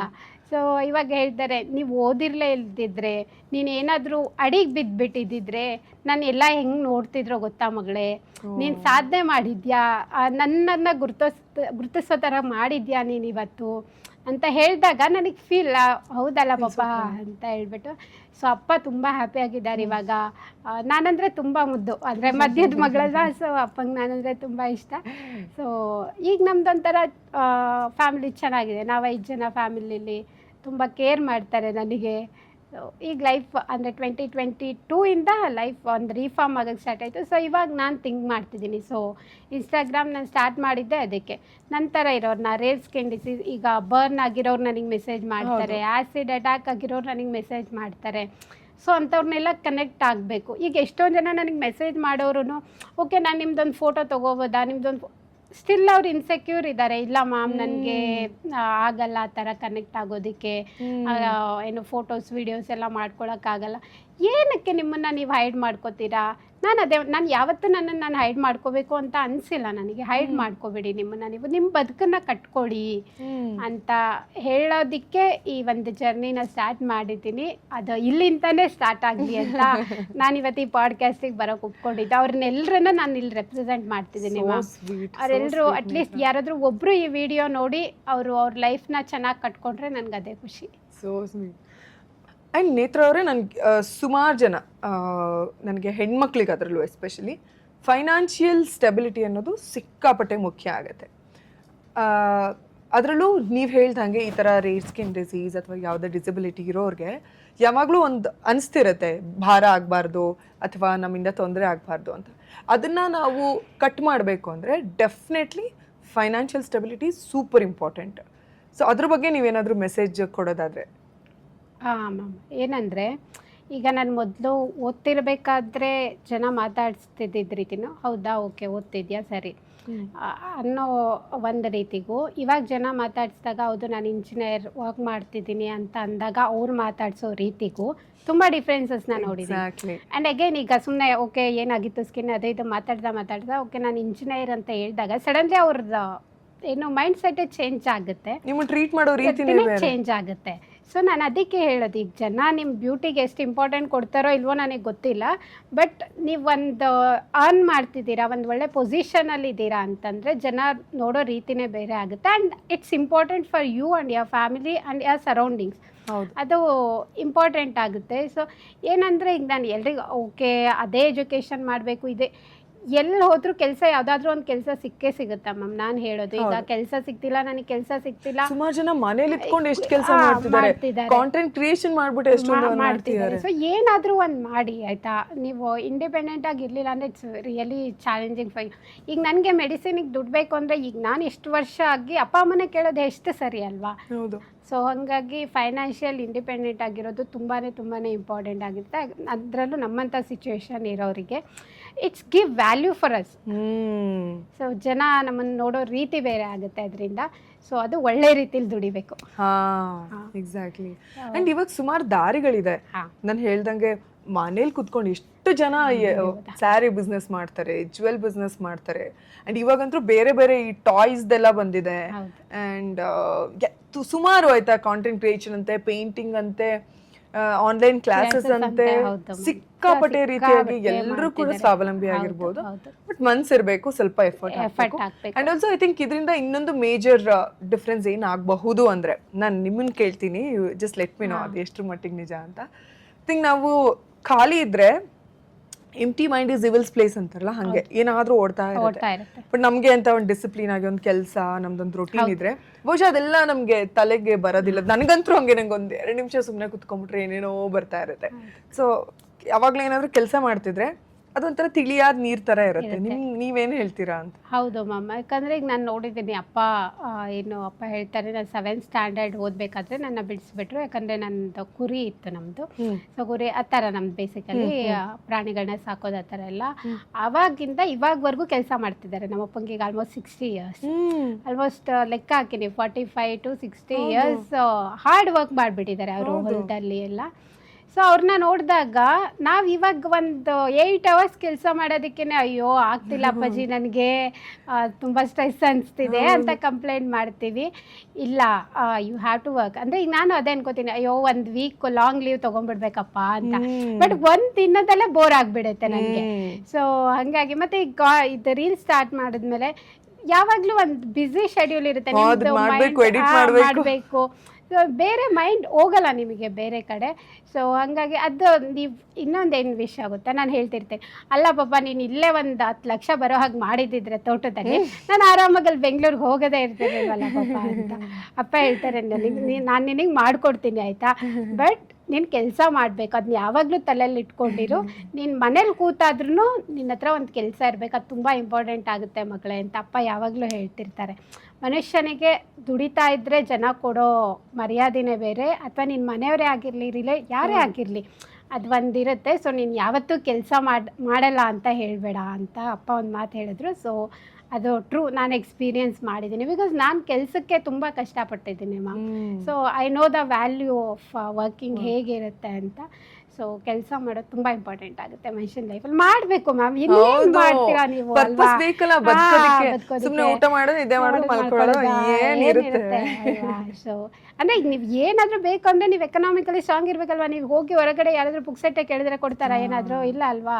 ಸೊ ಹಂಗಾಗಿ ವಿ ಹ್ಯಾವ್ ಫೈನಾನ್ಷಿಯಲಿ ಸ್ಟ್ರಾಂಗ್, ಯಾರೇ ಆಗಿರಲಿ. ಹೌದು ನೇತ್ರ, ಈಗ ಒಂದ್ ಚಿಕ್ಕ ಗುಳ್ಳೆ ಆದ್ರೇನೆ ಇನ್ಸೆಕ್ಯೂರ್ ಆಗುವಂತ ಜನಗಳಿದ್ದಾರೆ. ಆಮೇಲೆ ನಾನೇ ಹೇಳಿದ್ನಲ್ಲ, ನನಗೆ ಒಂದು ಮಾರ್ಕ್ ಇದೆ, ಅದನ್ನ ಪ್ರತಿಯೊಬ್ರು ಕೇಳಿದ್ದಾರೆ ನೇತ್ರ. ಲೈಕ್ ನೀವು ಇದನ್ನ ಲೇಸರ್ ಮಾಡಿಸ್ಕೊಂಬಿಡಿ, ಪ್ಲಾಸ್ಟಿಕ್ ಸರ್ಜರಿ ಮಾಡಿಸ್ಕೊಂಬಿಡಿ ಅಂತೆಲ್ಲ ಸುಮಾರು ಜನ. ಲೈಕ್ ಇವ್ರು ಕೇಳಿಲ್ಲ ಅನ್ನಂಗಿಲ್ಲ, ಅದನ್ನ ನೋಡಿದವ್ರು ಎಲ್ಲರೂ ಇಮಿಡಿಯೇಟ್ ಆಗಿ ಹೇಳಿದ್ದಾರೆ. ಅದ್ರಲ್ಲೂ ನಮ್ ಫೀಲ್ಡ್ ಅಲ್ಲಿ ನಿಮಗೆ ಗೊತ್ತಲ್ಲ, ಎಲ್ಲ ಪಟ್ಟಂತ ಹೇಳಿದ್ದಾರೆ. ಆದ್ರೆ ನನ್ಗೆ ಯಾವತ್ತೂ ನಂಗೆ ಹಂಗ ಅನ್ಸೇ ಇಲ್ಲ. ನನಗೆ ಅಯ್ಯೋ ಕೊಟ್ಟಿರೋದೇ ದೇವ್ರು ತುಂಬಾ ಕೊಟ್ಟಿದ್ದಾನಪ್ಪ, ಸಾಕಪ್ಪ ನನಗೆ ಅನ್ನೋ ತರ. ಬಟ್ ಆತರ ಇನ್ಸೆಕ್ಯೂರಿಟಿ ಇರೋರ್ಗೆ, ಯಾವಾಗ್ಲೂ ಕಂಪ್ಯಾರಿಸನ್ ಮಾಡ್ಕೊಳ್ಳೋರ್ಗೆ ನೀವೊಂದ್ ಸ್ಟ್ರಾಂಗ್ ಮೆಸೇಜ್ ಕೊಡ್ಬೇಕು ಅಂದ್ರೆ ಏನ್ ಕೊಡ್ತೀರಾ ನೇತ್ರ? ಸಿ ಮ್ಯಾಮ್, ಯಾರು ನಾವು ಹೀಗೆ ಹುಟ್ಟಬೇಕು ಅಂತ ಕೇಳ್ಕೊಂಡು ಹುಟ್ಟಿರಲ್ಲ. ಸೊ ಎಲ್ರಿಗೂ ದೇವರು ನಾವು ಏನು ಡಿಸರ್ವ್ ಮಾಡಿರ್ತೀವಿ ಅದಕ್ಕಿಂತ ಜಾಸ್ತಿನೇ ಕೊಟ್ಟಿರ್ತಾನೆ ನಮ್ಮ ಲೈಫಲ್ಲಿ. ಬಟ್ ನಾವು ಅದನ್ನು ಹುಡ್ಕೊಳ್ಳೋದ್ರಲ್ಲಿ ಫೇಲ್ ಆಗಿರ್ತೀವಿ. ಸೊ ನಾನು ಅವರಿಗೆಲ್ಲ ಹೇಳೋದು ಒಂದೇ, don't concentrate on your beauty. ನೀವು ಹಾಗಿದ್ದೀರಾ ಅಂತ ನೀವು ಯಾವತ್ತೂ ಎಸಿಟೇಟ್ ಮಾಡ್ಕೊಳ್ಳೋಕೆ ಹೋಗಬೇಡಿ. ಅದರಿಂದ ಒಂದು ಸರಿ ಆಚೆ ಬಂದು ಯೋಚನೆ ಮಾಡಿ, ಅವಾಗ ನಿಮಗೆ ಸುಂದರವಾದ ಲೈಫ್ ಕಾಣಕ್ಕೆ ಸ್ಟಾರ್ಟ್ ಆಗುತ್ತೆ. ಸೊ ಅದನ್ನು ನೀವು ಲೀಡ್ ಮಾಡೋಕ್ಕೆ once you just start it ಅಷ್ಟೇ ಅವ್ರಿಗೆ ಹೇಳೋದು. ಕಂಪೇರ್ ಮಾಡ್ಕೋಬೇಡಿ. ಫಸ್ಟ್ ಆಫ್ ಆಲ್ ನಿಮ್ಮ ಲೈಫನ್ನು ಬೇರೆಯವರಿಗೆ ಕಂಪೇರ್ ಮಾಡ್ಕೊಳ್ಳೋಕ್ಕೆ ಹೋಗಬೇಡಿ. ಅವ್ರು ಹೀಗಿದ್ದಾರೆ, ಇವ್ರು ಹಾಗಿದ್ದಾರೆ. ನಿಮ್ಮ ಬದುಕನ್ನ ಏನು ನೀವೆಲ್ಲ ಪದ್ಮಶ್ರೀ ತೊಗೋಬೇಕು ಅದೊಂದೇ ಸಾಧನೆ ಅಲ್ಲ. ಪ್ರತಿಯೊಬ್ಬರು ಅವ್ರ ಬದುಕನ್ನ ಒಂದು ಒಳ್ಳೆ ರೀತಿಯಲ್ಲಿ ಕಟ್ಕೋತಾರಲ್ಲ, ಅವರೆಲ್ಲ ನಿಜವಾದ ಸಾಧಕರೇ ನನ್ನ ಪ್ರಕಾರ. ಸೊ ನೀವೆಲ್ಲ ಅದನ್ನು ಮಾಡಿ ಅಂತ ಹೇಳಕ್ಕೆ ಇಷ್ಟಪಡ್ತೀನಿ ಮ್ಯಾಮ್ ಅವರಿಗೆಲ್ಲ. ಬ್ಯೂಟಿಫುಲ್. ಆ್ಯಂಡ್ ಆಲ್ಸೋ ನಮಗೆ ಕಂಪ್ಯಾರಿಸನ್ ಹಾಗೇನೆ ಇನ್ಸ್ಪಿರೇಷನ್ ಆಗಿ ತಗೊಳ್ಳೋದಕ್ಕೂ ವ್ಯತ್ಯಾಸ ಗೊತ್ತಿಲ್ಲ. ಈಗ ನಮಗಿಂತ ಯಾರಾದರೂ ದೊಡ್ಡ ಸಾಧನೆ ಮಾಡಿದ್ದಾರೆ ಅಂದರೆ ಅವ್ರನ್ನ ಕಂಪೇರ್ ಮಾಡ್ಕೊಳ್ಳೋದ್ರ ಬದಲು ಇನ್ಸ್ಪಿರೇಷನ್ ಅಂತ ತಗೊಂಡ್ರೆ, ಅಂದರೆ ಅವ್ರು ಎಷ್ಟು ಚಂದ ಅವ್ರು 4 ಜನಕ್ಕೆ ಸಹಾಯ ಮಾಡ್ತಿದ್ದಾರೆ, ನಾನು ಏನಾದರೂ ಮಾಡ್ಬೋದಲ್ಲ ಅನ್ನೋದು ಬೇರೆ. ಅಯ್ಯೋ ಅವ್ರಿಗೆ ಎಷ್ಟೊಂದು ದುಡ್ಡಿದೆ ಅದಕ್ಕೆ ಅವರೆಲ್ಲ ಹೆಲ್ಪ್ ಮಾಡ್ತಾ ಇದ್ದಾರೆ, ನನ್ನ ಹತ್ರ ನನಗೆ ದುಡ್ಡಿಲ್ಲ, ನಾನು ಯಾಕೆ. This is comparison. ಇದು ಪೂರ್ತಿ ಅವ್ರ ನೆಗೆಟಿವ್ ಮೈಂಡ್ ಸೆಟ್ ಆ್ಯಂಡ್ ಅವ್ರ ಲೈಫಲ್ಲಿ ಯಾವತ್ತೂ ಮುಂದೆ ಬರೋದಕ್ಕೆ ಆಗೋದೇ ಇಲ್ಲ. But when we think like ಅವ್ರು ಏನೋ ಮಾಡ್ತಿದಾರಲ್ಲ, ಪಾಪ ಅವರೆಲ್ಲ ಅಷ್ಟೆಲ್ಲ ಇದ್ರು ಏನೋ ಮಾಡ್ತಿದ್ದಾರೆ, ಸೊ ನಾನು ಆ ಸ್ಥಾನಕ್ಕೆ ಹೋಗ್ಬೇಕು, ನಾನು ಹಂಗೆ ಮಾಡಬೇಕು ಅನ್ನೋದನ್ನ ತಗೊಳ್ಳೋದಿದೆಯಲ್ಲ, ಇದು ಒಳ್ಳೆ ಬದುಕಿಗೆ ದಾರಿ ಆಗುತ್ತೆ. ಸೊ ಇದನ್ನು ನಾನು ಪರ್ಸ್ನಲಿ ತುಂಬಾ ನಂಬ್ತೀನಿ. ಆ್ಯಂಡ್ ನಮ್ಮ ಶೋಗೆ ನೀವು ಬಂದು ಇಷ್ಟು ಬ್ಯೂಟಿಫುಲ್ ಆಗಿ ಮಾತಾಡೋದಕ್ಕೆ ಆ್ಯಂಡ್ ಸುಮಾರು ಜನಕ್ಕೆ ಇನ್ಸ್ಪೈರ್ ಆಗಿದ್ದಕ್ಕೆ thank you so much. And lots of love, many more power, and ಆದಷ್ಟು ಬೇಗ ಮತ್ತೊಮ್ಮೆ ಸಿಗ್ತಾ ಇರೋಣ. Thank you so much. ನಾನು ಇನ್ನೊಂದು ಹೇಳಬೇಕು, ಆ್ಯಕ್ಚುಲಿ ನಾನು ನಿಮ್ಮದು ಪಾಡ್ಕಾಸ್ಟ್ ನೋಡ್ತಾ ಇದ್ದೆ ಆಯಿತಾ, ಸ್ಟಾರ್ಟ್ ಆದಕ್ಕಿಂತ. ಅವರು ನೀವು ಮಾಲತಿ ಹೊಳ್ಳ ಮ್ಯಾಮ್ನ ಕರೆಸಿದ್ರಿ, ಸಂಗೀತ ಮ್ಯಾಮ್ನ ಕರೆಸಿದ್ರಿ, ಅನ್ಕೋತಾ ಇದ್ದೆ ಅವರೆಲ್ಲ ಎಷ್ಟೊಂದು ಸಾಧನೆ ಮಾಡಿದ್ದಾರೆ ಅಲ್ವಾ, ಅದಕ್ಕೆ ಇವತ್ತು ಆ ಸೀಟಲ್ಲಿದ್ದಾರೆ, ನಾನು ಡಿಸರ್ವ್ ಆ ಸೀಟ್ಗೆ ಅಂತ ತುಂಬ ಸರಿ ಯೋಚನೆ ಮಾಡ್ತಾ ಇದ್ದೆ. ಸೊ ಅವರೆಲ್ಲ ತುಂಬಾ ನನಗೆ ಅವಾಗ ಅನಿಸ್ತಾ ಇತ್ತು, ಇಲ್ಲ ನಾನು ಇನ್ನು ಮುಂದೆ ಈಗ ಅದಿತಿ ಮ್ಯಾಮೇ ಮತ್ತೆ ನಾನು ಕರಿಬೇಕು ಅಂದರೆ ನಾನು ಅವ್ರ ಥರ ಇನ್ನು ಬೇರೆ ಏನಾದರೂ ಮಾಡಬೇಕು ಅಂತ ಒಂದು ಥಾಟ್ ಬರ್ತಾ ಇತ್ತು. Really happy ma'am. ಏನು ಹೇಳಬೇಕು ಗೊತ್ತಾಗ್ತಿಲ್ಲ. ಈಗ ನಮಗೆ ಒಂದು ಮೈಂಡ್ ಸೆಟ್ ಇರುತ್ತೆ, ಫಿಲ್ಮ್ ಆ್ಯಕ್ಟರ್ಸ್ ಅಂದರೆ ಹೀಗಿರ್ತಾರೆ. ಸೊ ಅವ್ರನ್ನೆಲ್ಲ ನೋಡಿದಾಗ ಓಕೆ ನಾನು ಏನಾದರೂ ಮಾಡಬೇಕು ಅಂತ ಮೈಂಡಲ್ಲಿ ಬರ್ತಾ ಇದೆ. ತುಂಬ ಇನ್ಸ್ಪೈರ್ ಆಗ್ತಿದ್ದೀನಿ, ಅದರಲ್ಲೂ ನಿಮ್ಮನ್ನು ನೋಡಿ. ಇಂಥ ಒಂದು ಕೆಲಸನೂ ಮಾಡ್ಬೋದು ನಾವು, ಇಂಥವ್ರನ್ನೂ ಗುರುತಿಸ್ಬೋದು ಅನ್ನೋ ಒಂದು ಕೆಲಸ ಮಾಡ್ತಿದ್ದೀರಾ. ತುಂಬ ಖುಷಿ ಆಗ್ತಿದೆ ಮ್ಯಾಮ್. ಲೈಫಲ್ಲಿ ಇನ್ನೂ ಏನಾದರೂ ಅಚೀವ್ ಮಾಡಬೇಕು ಅನ್ನೋ ಮೋಟಿವೇಶನ್ ಸಿಗ್ತಿದೆ ಇವಾಗ. ಮಾಡೇ ಮಾಡ್ತೀರಾ. ಇನ್ನೂ ನೀವು ಸ್ಟಾರ್ಟ್ ಮಾಡಿದಿರ ಈಗ ತಾನೇ ಕೆಲಸ ಮಾಡೋದಕ್ಕೆ. ಐ ಥಿಂಕ್ ಇನ್ನೂ ಒಳ್ಳೊಳ್ಳೆ ಎತ್ತರ ಮಟ್ಟದ ಕೆಲಸಗಳು ನಿಮ್ಮಿಂದ ಆಗುತ್ತೆ. ನೀವು ಯಾವಾಗಲೂ ಅನ್ಕೊಳ್ತಿದ್ದೀರಲ್ಲ ಏನಾದರೂ ಒಂದು ಸೊಸೈಟಿಗೆ ನನ್ನಿಂದ ಕೊಡಬೇಕು ಅಂತ, ಡೆಫಿನೆಟ್ಲಿ ಆ ಥಾಟೇ ಬ್ಯೂಟಿಫುಲ್. ಆ್ಯಕ್ಚುಲಿ ಆ ಥಾಟೇ ಸುಮಾರು ಜನಕ್ಕೆ ಬರೋದಿಲ್ಲ. ಸೊ ಅಂಥದ್ರಲ್ಲಿ ನಾನು ಅದೇ ನನಗೆ ಅಂದರೆ ಅವರು ತುಂಬ ಚೆನ್ನಾಗಿ ಮಾತಾಡಿದ್ರು. ಮಾಲತಿ ಹೊಳ್ಳ ಮ್ಯಾಮ್ ಇರ್ಬೋದು, ಸಂಗೀತ ಮ್ಯಾಮ್ ಇರ್ಬೋದು, ರೀಸೆಂಟಾಗಿ ಸವಿತಾ. ನಾನು ನಾನು just 25 years of my life ನಾನು ನೋಡಿದ್ರೆ ಬರೀ ಎಜುಕೇಷನ್, ಕಂಪನಿ ಇದೆಲ್ಲ. ಬಟ್ ಅವ್ರನ್ನೆಲ್ಲ ನೋಡಿದಾಗ ಹೌದು, ನಾನು ಇನ್ನೂ ಕಲಿಯೋದಿದೆ, ತುಂಬ ಮಾಡೋದಿದೆ. ನಾನು ಜಸ್ಟ್ ಒಂದು ಚಿಕ್ಕ ಪ್ರಯತ್ನ ಮಾಡಿದ್ದೀನಿ, ನನ್ನ ಲೈಫ್ನ ಒಂದು ಸುಂದರವಾಗಿ ಕಟ್ಕೊಳ್ಳೋ ಅಂಥ ಒಂದು ಪ್ರಯತ್ನ ಮಾಡಿದ್ದೀನಿ ಅಷ್ಟೇ. ಅದಕ್ಕೋಸ್ಕರ ನನ್ನ ಇಲ್ಲಿವರೆಗೂ ಕರೆಸಿದ್ದಕ್ಕೆ ನಿಮಗೆ ಯಾವಾಗಲೂ ಋಣಿ ಆಗಿರ್ತೀನಿ. ಸೊ ನನಗೊಂದೇ ಇಂಟೆನ್ಷನ್, ನನ್ನ ಥರ ಇರೋರು ಅಟ್ಲೀಸ್ಟ್ ಇಕ್ತಿಯೋಸಿಸಿಂದ ಅಥವಾ ಬೇರೆ ಯಾವುದೇ ರೇರ್ ಸ್ಕಿನ್ ಡಿಸೀಸ್ ಇರೋರು ಅವರು ನಿಮ್ಮ ಲೈಫ್ನ ಚೆನ್ನಾಗಿ ಕಟ್ಕೊಳ್ಳಿ, ಯಾವುದಕ್ಕೂ ಹೆದರ್ಕೊಂಬೇಡಿ. ಯಾರಾದರೂ ಒಬ್ರು ನಮಗೆ ಸಪೋರ್ಟ್ ಮಾಡೋಕ್ಕೆ ಬಂದೇ ಬರ್ತಾರೆ ಮ್ಯಾಮ್, ಯಾರೂ ಇಲ್ಲ ಅಂದ್ಕೊಳಕ್ಕೆ ಹೋಗ್ಬಾರ್ದು. ದೇವ್ರು ಯಾರನ್ನಾದ್ರೂ ಒಬ್ರನ್ನ ಕಳಿಸ್ತಾನೆ. ಸೊ ನೀವು ಜಸ್ಟ್ ಒಂದು ಹೆಜ್ಜೆ ಮುಂದೆ ಇಡಬೇಕು ಅಷ್ಟೇ. ಸೊ ನಿಮ್ಮ ಲೈಫ್ನ ಎಲ್ಲರೂ ಚೆನ್ನಾಗಿ ಕಟ್ಕೊಳ್ಳಿ ಅಂತ ಹೇಳಕ್ಕೆ ಇಷ್ಟಪಡ್ತೀನಿ ಅಷ್ಟೇ ma'am. So beautiful side. Amrit noni ortho plus ಅವ್ರ ಕಡೆಯಿಂದ ಥ್ಯಾಂಕ್ ಯು ಮ್ಯಾಮ್. ಒಂದು ಗಿಫ್ಟ್ ಹ್ಯಾಂಪ್, ಸಿರಿಧಾನ್ಯಗಳು ಅಂತ ಹೇಳ್ತೀವಲ್ಲ ಅದರಿಂದ ಮಾಡಿರುವಂಥದ್ದು. ಮಿಲೆಕ್ಸ್ ಅವ್ರ ಕಡೆಯಿಂದ ಒಂದು ಗಿಫ್ಟ್ ಹ್ಯಾಂಪ್. ಇದು ನನ್ನ ಕಡೆಯಿಂದ ಒಂದು ಪುಟ್ಟ gift. Thank you ma'am, thank you so much. Actually ನೀವು ಅಪ್ಪ ಅಪ್ಪ ಅಪ್ಪ ಅಂತ ಸುಮಾರು ಸಲ ಹೇಳಿದ್ರಿ. ಇದು ನಮ್ಮ ಅತ್ತೆಯವ್ರು ಬರ್ದಿರೋವಂಥದ್ದು, ಅಪ್ಪನೆಂದರೆ ಅಂತ, ಸುಚರಿತಾ ಚಂದ್ರಕಾಂತ್ ಅಂತ ನಮ್ಮ ಅತ್ತೆಯವ್ರು ಬರ್ದಿರೋದು. ಐ ಥಿಂಕ್ ನಿಮ್ಗೆ ಅದು ತುಂಬಾ ಇಷ್ಟ ಆಗುತ್ತೆ ಆ ಪುಸ್ತಕ ಅಂತ. Thank you ma'am, thank you so much. Yes, ಬದುಕಲ್ಲಿ ಆರ್ಥಿಕವಾಗಿ, ಸಾಮಾಜಿಕವಾಗಿ, ದೈಹಿಕವಾಗಿ, ಮಾನಸಿಕವಾಗಿ ಸಿಕ್ಕಾಪಟ್ಟೆ ಸಲ ಬೀಳ್ತೀವಿ, ಬಿದ್ದು ಛಿದ್ರ ಆಗ್ತೀವಿ. ಆದರೆ ನಾವು ಎಷ್ಟು ಬೇಗ ಆ ಛಿದ್ರವಾದ ಪೀಸ್ಗಳನ್ನು ತಗೊಂಡು ನೀಟಾಗಿ ಒಂದು ಬುಟ್ಟಿಲಿ ಇಟ್ಕೊಂಡು ಜೋಡಿಸಿ ಮತ್ತೆ ನಮ್ಮ ಬದುಕನ್ನು ರೀಫಾರ್ಮ್ ಮಾಡ್ಕೋತೀವಿ ಅಥವಾ ರೀಬಿಲ್ಡ್ ಮಾಡ್ಕೋತೀವಿ ಅನ್ನೋದು ಸಿಕ್ಕಾಪಟ್ಟೆ ಮುಖ್ಯ ಆಗುತ್ತೆ. ಸೊ ಇಲ್ಲಿಗೆ ಅಮೃತ್ ನೋನಿ ಆರ್ಥೋಪ್ಲಸ್ ರವರು ಹೆಮ್ಮೆಯಿಂದ ಅರ್ಪಿಸಿದಂತಹ ಇರೋದೊಂದು ಲೈಫ್ ಕಾರ್ಯಕ್ರಮದ ಈ ಸಂಚಿಕೆಯನ್ನು ಮುಕ್ತಾಯಗೊಳಿಸ್ತಾ ಇದ್ದೀನಿ. ಮುಂದಿನ ಸಂಚಿಕೆಯಲ್ಲಿ ಮತ್ತಷ್ಟು ಸ್ಫೂರ್ತಿಯೊಂದಿಗೆ ನಿಮ್ಮನ್ನು ಭೇಟಿ ಆಗ್ತೀನಿ. ನಮಸ್ಕಾರ, ಆರೋಗ್ಯವಾಗಿರಿ, ಸಂತೋಷವಾಗಿರಿ.